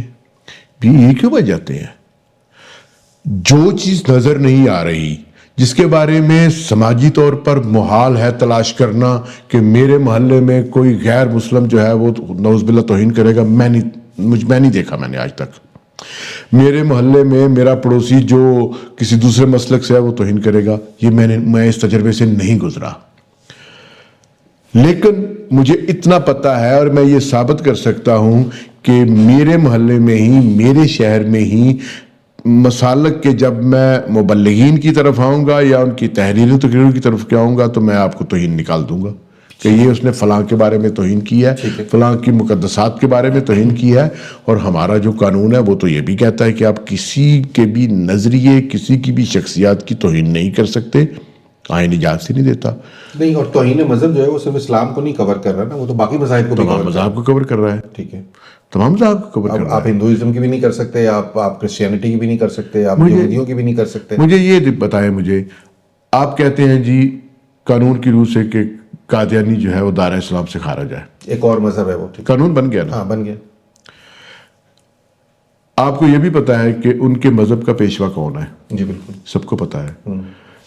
کہاں اس کی توہین نہیں ہوتی؟ نہیں، لیکن اب اس وقت جو آپ کی ایک جماعت ہے، ایک بہت کردار خادم رضوی صاحب کا آپ نے پاسنگ میں ذکر کیا، ان کے نزدیک تو احمدی جو ہیں وہ ہمہ وقت توہین کے مرتکب ہو رہے ہیں. کس طرح؟ یہ مجھے نہیں پتا، بٹ یہ آپ کو یہ پتا ہے کہ کہا جاتا ہے کہ یہ تو توہین کے مجرم ہیں. یہ ہر جلسے کے اندر پہلے خادم رضوی صاحب، پیر افضل قادری صاحب اور سعد رضوی صاحب، جب اب تو خیر منظر عام پہ نہیں ہیں، بٹ جب وہ تھے تو ایگزیکٹلی یہی تھا کہ یہ روز کی توہین ہو رہی ہے، یہ کر رہے ہیں توہین. یہ ایگزیکٹ لفظ استعمال کیے گئے ہیں کہ احمدی یا قادیانی ہر وقت توہین کر رہے ہیں. تو اب یہ کیسے کر رہے ہیں یہ مجھے نہیں پتا، لیکن یہ نیریٹو ہے جو کہ جلسوں میں بیچا جا رہا ہے. مجھے بھی نہیں پتا کہ وہ کس طرح توہین کر رہے ہیں، اور اگر ان کا اپنے عقائد پر قائم رہنا توہین ہے تو پھر تو ہندوؤں کے عقائد بھی آپ سے مختلف ہیں، پھر تو یہودیوں کے مختلف ہیں، پھر تو اور بہت سارے ایسے ان کے مختلف ہیں، اور آپ کے وہ اکابرین کو یا آپ کے مقدسات کو یا آپ کے مذہب کو وہ نہیں مانتے تو کیا وہ توہین کر رہے ہیں؟ یا تو پھر ایسا کریں کہ ایک ایسی زمین سرزمین ایسی جو ہے وہ بنائیں جس میں اس کو داخلہ ہو یا وہ رہ سکے جو آپ کے نقطہ نظر کے مطابق ہو. تو وہ تو کہتے ہیں ہم نے 47 میں اسی لیے بنائی تھی نا یہ زمین کہ یہاں صرف وہ لوگ رہیں گے جو مطلب 2000 کچھ تک جو ہے وہ دیوبندی مکتبہ فکر کے حساب سے زندگی گزار رہے تھے, اور اب ظاہر ہے چونکہ بریلویوں کے ہاتھ میں پاور آ گئی تو بریلوی مکتبہ فکر. جب یہ ملک بن رہا تھا اس وقت دیوبندی مکتبہ فکر کی جو اکثریت تھی علماء کی وہ تو پاکستان کے خلاف تھی. کیا علامہ حسین احمد مدنی کو یا باقی جو لوگ تھے کیا ان کو ہم دیوبندیت سے باہر نکال سکتے ہیں؟ وہ تو پاکستان کو نہیں مانتے تھے. حتیٰ کہ جماعت اسلامی کا جو موقف تھا وہ ہمارے سامنے نہیں مانتے تھے. جمعیت والے نہیں مانتے تھے, نہیں مانتے تھے.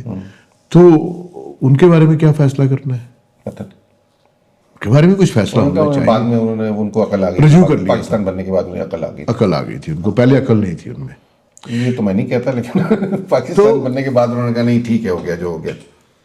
ہم نے تو قائد اعظم صاحب کے بارے میں بہت ساری ایسی چیزیں کر لی ہیں, لیکن مسئلہ یہ ہے کہ آپ جس طرح کی چیزیں کھولنا چاہتے ہیں اس ریاست میں, جس طرح کی پیورٹی تلاش کر کے آپ لوگوں کو جو ہے وہ الگ کرنا چاہتے ہیں اس ملک میں سمجھتا ہوں کہ یہ نہ یہ دنیا میں ہوا ہے نہ یہ آپ کر سکتے ہیں. ہاں یہ کیا تھا, کس نے کیا تھا؟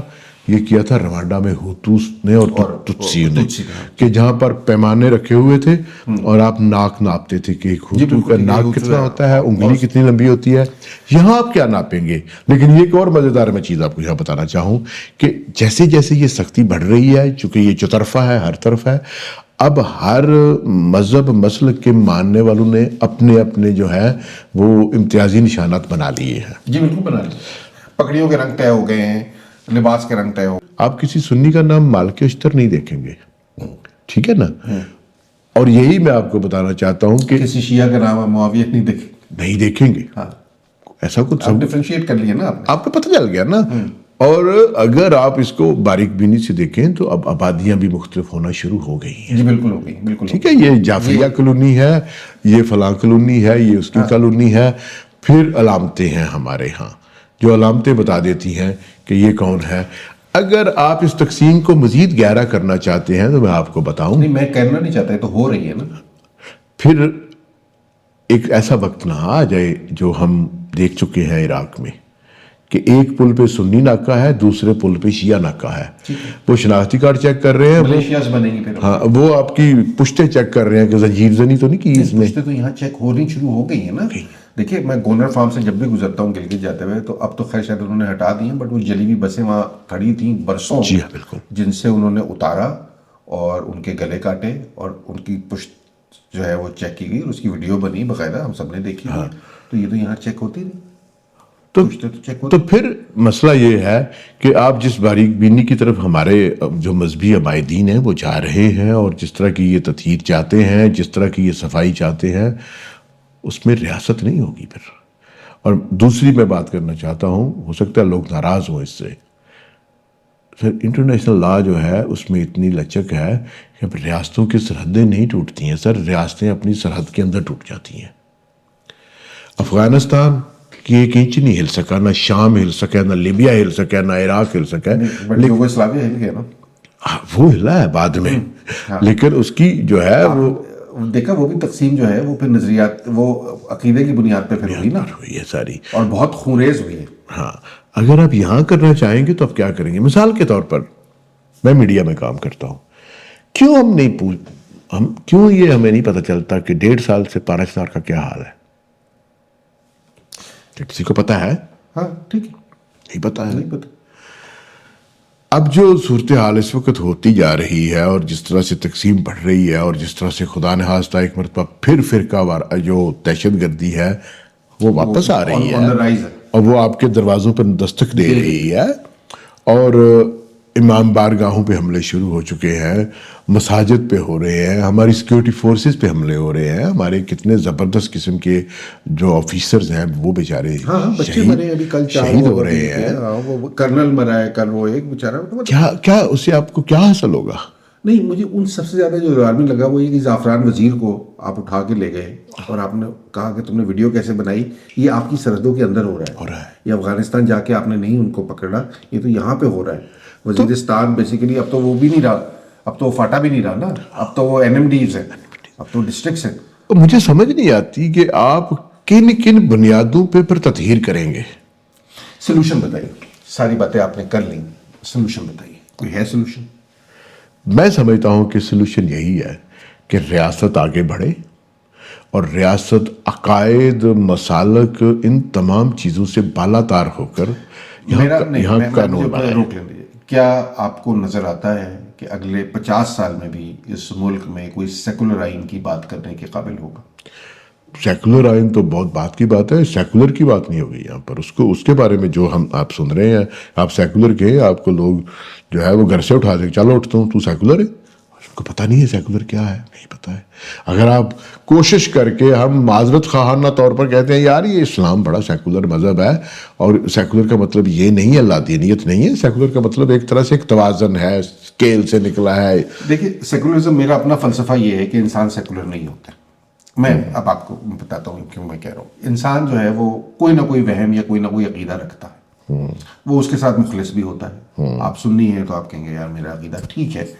آپ شیعوں سے کو برا نہیں سمجھتے، لیکن بہرحال آپ نماز اپنے طریقے سے پڑھیں گے، اس طریقے سے لیں گے. یہ تو ہر عقیدے کا ٹھیک مسئلہ ہے. ہے. اچھا، جس کا عقیدہ نہیں ہے، مثال کے طور پر کوئی دہریہ ہے، تو وہ اس دہریے پن کے ساتھ مخلص ہے. وہ کہتا ہے یار سارے عقیدے والے لوگ وہ جو ہے، میں وہ اس طرف نہیں جاؤں گا. میں مثال کے طور پہ میں چرچ نہیں جاؤں گا یا میں مندر نہیں جاؤں گا. میں کیوں جاؤں، مجھے ضرورت نہیں. ہر بندہ اپنے سیکولرزم بنیادی طور پر سیاسی فلسفہ ہے، اور یہ ہر ریاست کا ہونا چاہیے کہ یار میری ریاست میں ایک دہریہ بھی سانس لے سکتا ہے، ایک عیسائی بھی سانس لے سکتا ہے، ایک یہودی بھی سانس لے سکتا ہے، اور سب خوشی سے رہ سکتے ہیں، کوئی مسئلہ نہیں.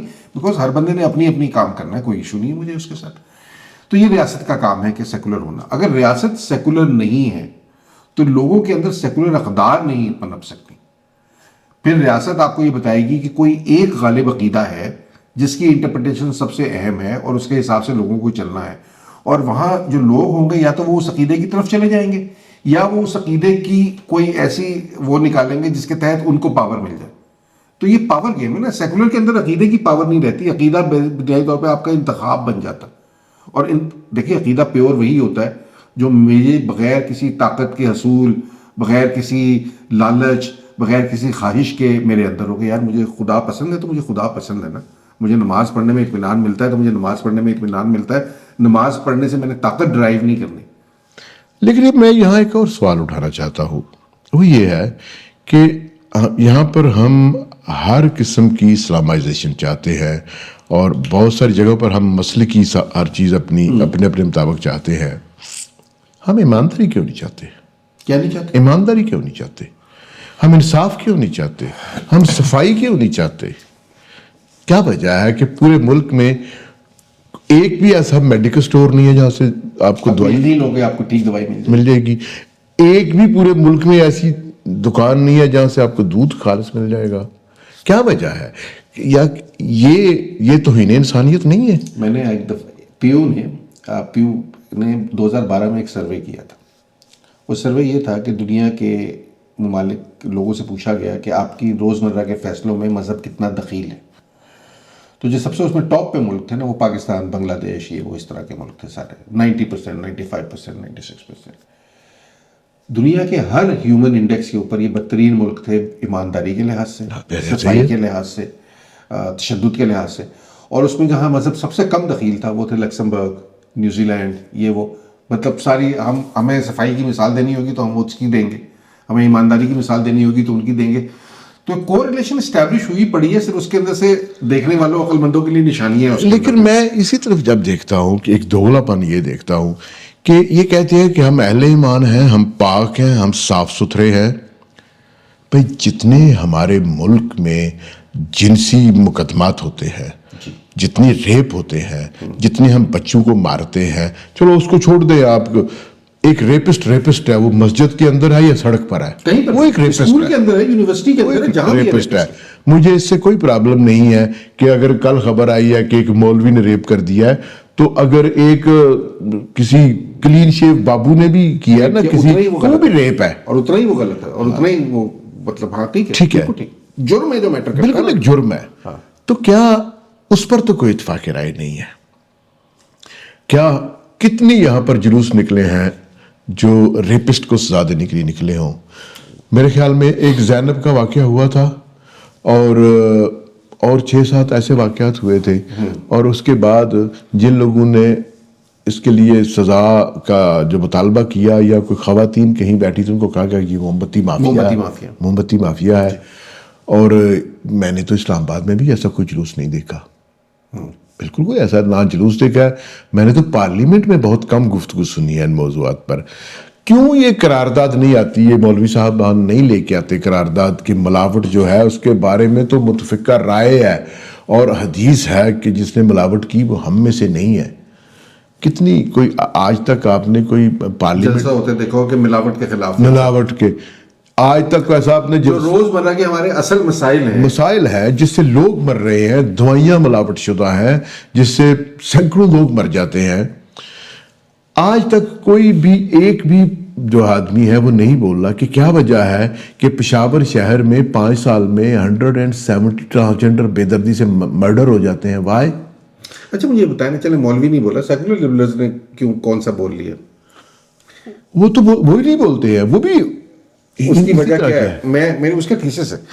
ایک تو یہ کہ میں بڑی ایمانداری سے سمجھتا ہوں کہ جن لوگوں کو ہمارا جو رائٹ کا ونگ لبرل اور وہ کہتا ہے ان کی تعداد آٹے میں نمک سے بھی کم ہے. سر ایک تو مجھے پہلے 10 سیکولر گن دینا ذرا. مثلا میں کہتا ہوں میری ایک دعوت عام ہے کہ کوئی بندہ ایک فہرست بنائے جس میں 1 2 3 4 5 10 نمبر تک مجھے سیکولر, اور وہ مان جائیں گے ہم سیکولر مان جائے, وہ ہے نہیں ہے. اچھا تو ایک تو یہ آٹے میں نمک کے بھی برابر نہیں, اور جو وہ کچھ چھوٹی سی بات کرتے ہیں اگر آ کے فرض کریں ان موضوعات کے اوپر تو اس کو کوئی اسپیس نہیں ملتی. اور تیسرا یہ کہ اگر وہ تھوڑا سا اور ووکل ہو جائے تو ان کا نام موم بتی مافیا رکھ دیا جاتا ہے, لنڈے کا لبرل رکھ دیا جاتا ہے, NGO مافیا رکھ دیا جاتا ہے, امریکہ کے اس پہ پلے مارے لکھ دیا جاتا ہے. یہاں پہ کہانی ختم ہو جاتی. کون پاگل ہے, کوئی کیوں نکلے گا؟ جن کے پاس پاور ہے, جن کی ایک کال پہ پورا پنڈال بھر جاتا ہے, ہزاروں لوگ آ جاتے ہیں, ملین مارچ ہو جاتا ہے, یہ باتیں تو انہیں کرنی چاہیے نا. یہ بڑی ایمانداری کی بات ہے, پاور ان کے پاس ہے. مطلب فرض کریں میں اور آپ لبرل کہہ لیتے ہیں اپنے آپ کو لوگوں کے, میں اور آپ کتنے لوگ اکٹھے کر سکتے ہیں؟ ہمارے تو گھر والے ساتھ نہیں ہوں گے ہمارے. تو ہم سے تو وہ بلیک ہول کا جو 40 کا ہال ہے اگر ہوتا ہے تو وہ بلیک ہول میں 10 لوگ بیٹھے ہوتے ہیں, ہم سے تو اتنے لوگ اکٹھے ہوتے ہیں مشکل سے ہماری. وہ بھی ان کو بلایا جاتا ہے, یار آؤ مہربانی تھوڑی ہوتی ہے, ایسی گل کرنی ہے. ہاں, اور ادھر ایک آپ کا سانڈے کا تیل بیچنے والا کھڑا ہو جائے تو وہ دیکھیں نا کتنے لوگ اکٹھے کرنے. کوئی ایک مولانا صاحب کہیں کسی تقریر شروع کر دیں آج انہی موضوعات پہ جو ہمارے یہاں بیسیکلی ہے, توہین صحابہ, ختم نبوت, تو آپ دیکھیں گے کہ پنڈال کے پنڈال بھرے ہوں گے. وہ وہاں سے تو بھائی آپ کے پاس پاور ہے نا, لوگ آپ کی بات سنتے ہیں. یہ بڑا آپ کے پاس بڑا شکر کریں اللہ کا کہ لوگوں آپ کو اتنی آپ کی آواز میں تاثیر ہے. ہمیں تو کوئی سنتا ہی نہیں, ہمیں تو کوئی اس قابل نہیں سمجھتا. تو آپ کریں نا یہ بات, کیوں نہیں کریں؟ میں تو یہ بلکہ ہمارے کئی دوست ہیں جو سوشل میڈیا پہ روزانہ بے تحاشا گفتگو فرماتے ہیں لبرلز پر اور دیسی لبرل پر اور پتہ نہیں کیا لڑنے کے. میں تو ان کو بھی کہنا چاہتا ہوں کہ اللہ کے واسطے صبح اٹھ کر لبرلز کا نام لے کر 100 گالی دے لیا کریں, بالکل دیں. دیں. ان باتوں پہ بھی آئیں کہ اس ملک سے چوری ختم ہو, اس ملک سے ریپ ختم ہو, اور سزائیں بدعنوانی ختم ہو, اور اس ملک میں حتیٰ کہ یہ جو بے ایمانی ہے, سیاسی بے ایمانی بھی کرتے ہیں سب لوگ, یہ ختم ہو اس ملک میں, اور اس ملک کے میں صفائی ہو, ستھرائی. مجھے اس ملک میں نا آج کل پچھلے 2 سال میں صرف 2 ہی مسئلے سمجھ آئے. ایک تو اس ملک میں عورتیں فحاشی پھیلا رہی ہیں, میں نے تو نہیں دیکھی یار. میں آپ کو بتا رہا ہوں مسئلہ یہی ہے, اس ملک میں عورتیں فحاشی پھیلا رہی ہیں, اور دوسرا مسئلہ یہ ہے کہ اس ملک میں توہین ہو رہی ہے.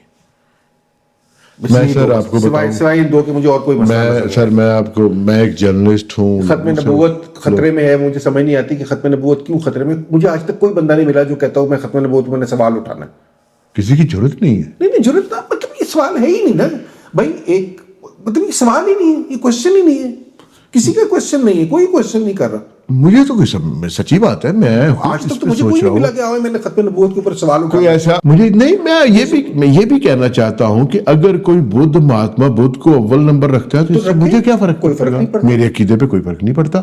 اور مجھے اپنی والدہ عزیز ہیں تو اس سے میری والدہ کی محبت پہ کیا فرق پڑتا ہے؟ کوئی فرق نہیں پڑتا. اور یہ بات میں نے واقعی آپ کے سوال کے بعد میں نے اس کے بارے میں سوچا ہے, اور مجھے ایک دم سے جھٹکا لگا ہے کہ میں نے بھی تقریباً 60 سال کا میں ہونے والا ہوں، میں نے کوئی ایسا شخص نہیں دیکھا جس نے کبھی یہ کہیں سرگوشی میں بھی کہا یار کہ میں ختم نبوت کے بارے میں بات کرنا چاہتا ہوں. ایسی کوئی ضرورت نہیں ہے. دیکھیں فرض کریں تو کوئی آپ کیا سپریم کریں گے؟ آپ کا یقین ہے کسی سپریم پاور کے اوپر، آپ واقعی سمجھتے ہیں کہ کوئی سپریم پاور ہے اور اتنی بڑی پاور ہے اور جس طرح کا آپ عقید ہے، تو یار آپ تو، میں کہتا ہوں آپ تو کانپیں کہ یار میں اس کے نام پہ کچھ کرنے کی میری جرت کیسے ہو سکتی ہے.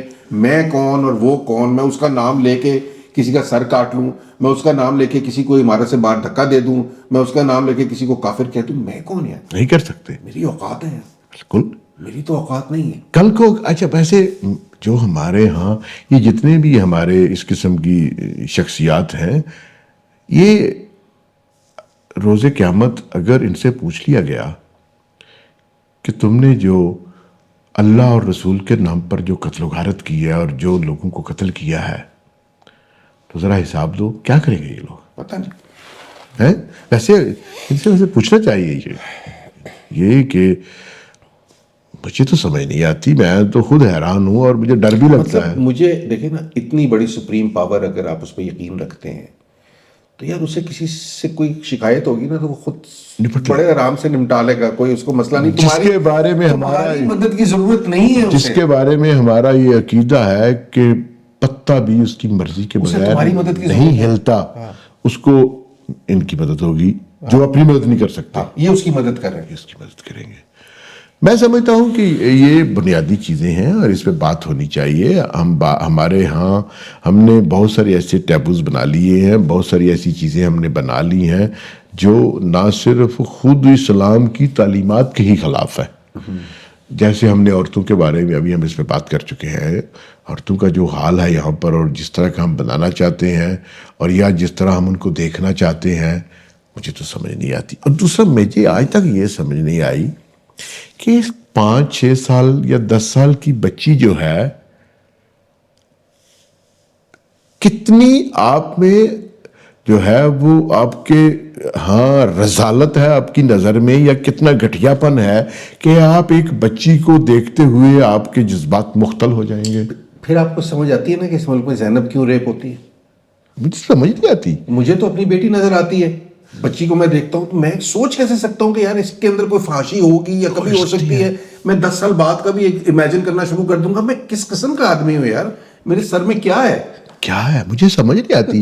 ایک بچہ ہے 10 سال کا 8 سال کا اور وہ پھول جیسا بچہ ہے، میں کیسے سوچ سکتا ہوں کہ اس کے بارے میں یہ تصور بھی کروں خدا نخواستہ کہ، لیکن ویسے بچے یہاں ہمیں گلیوں میں ملتے ہیں مرے ہوئے. چلیں جی بس. اور میں سمجھتا ہوں کہ آپ یقینی طور پر آپ یہاں پر ختم نبوت کی تحریک چلائیں، بالکل چلائیں، آپ کا رائٹ ہے. یہاں پر لوگوں کو جو ہے ان پر آپ جس طرح کے تطہیر چاہتے ہیں وہ بھی کریں، لیکن ساتھ ساتھ یہ بھی کریں کہ اس ملک میں جو گناہ ہو رہے ہیں، اس ملک میں جو ظلم ہو رہے ہیں، اس ملک میں جو ریپ ہو رہے ہیں، اس ملک میں جو نفرت پھیلائی جا رہی ہے، وہ بھی کم ہو. میں تو سمجھتا ہوں یہ بھی ایک رائٹ ہے.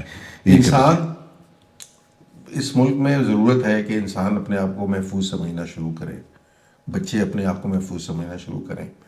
میری بیٹی باہر سے واپس آئے تو وہ یہ نہ کہے کہ میں باہر، میرا جب دل کرتا تھا میں گھومنے نکل جاتی تھی، کوئی مجھے دیکھتا نہیں تھا. یہاں میں گھر سے سامنے والی دکان تک نہیں جا سکتی کہ 6 لوگ کیٹ کالنگ کرتے ہیں. اور یہ وہ لوگ ہیں جو صبح سے شام تک مجھے یہ بتاتے ہیں کہ ان سے زیادہ عورت کی عزت دنیا میں کوئی نہیں کرتا. میرا بڑا سمپل تھیسس ہے، اگر آپ کو یہ بار بار بتانا پڑ رہا ہے نا کہ آپ سے زیادہ عورت کی عزت دنیا میں کوئی نہیں کرتا، تو آپ کے دل میں بہت بڑا چور ہے. اور جس کو جو عزت کرتا ہے اسے بتانے کی ضرورت نہیں پڑتی، اس کے عمل میں پتہ چلتا ہے کہ یہ عزت کرتا ہے. خیر لیٹس، میں اور آپ صرف امید ہی، پتہ نہیں، میں نے تو آپ کو پہلے ہی بتایا کہ میرے اندر تو امید کی جو جوت تھی وہ بہت عرصہ پہلے فوت ہو چکی ہے، تو میرے اندر تو نہیں ہے. لیکن آپ کی باتوں میں مجھے لگتا ہے کہ آپ کے اندر ابھی بھی کوئی کہیں ایک ٹمٹم آ رہی ہے، کوئی شمع کہ اس ملک میں چیزیں بدل سکتی ہیں. میں سمجھتا ہوں اور بات کرتے رہیں تو کوئی، اور میں وہی کہتا ہوں ہم نے اپنی سلیب اٹھانی ہے. مجھے اچھا لگا کہ آپ کے لہجے میں وہ جو ہے وہ جوت ابھی جگ رہی ہے، اور ہوپ فلی میں چاہوں گا کہ میں بالکل غلط ثابت ہو جاؤں اور جو بات آپ کر رہے ہیں وہ صحیح ثابت ہو جائے، اور اس ملک میں لوگ جو ہیں وہ سیکھ لیں کہ انہیں انسانوں کو محفوظ کیسے بنانا ہے، انہیں انسانوں سے محبت کیسے کرنی ہے، لوگوں کو عقیدے اور نظریے کی اور مذہب اور ذات اور رنگ کی اینک لگائے بغیر کیسے دیکھنا ہے. دیکھنا ہے. Thank you so very much Mujahid. It's beautiful discussion. I learned a lot. اور کسی اور دن ایسے ہی کسی موضوع کے اوپر بات کریں گے. آپ کے آنے کا شکریہ. تھینک یو سو ویری مچ. دیکھتے رہیے، سوچتے رہیے، اور جیسا کہ آج ہم نے بات کی، بہت سارے سوال ہیں جو آپ کے اٹھانے کے ہیں، تو سوال کرتے رہیے.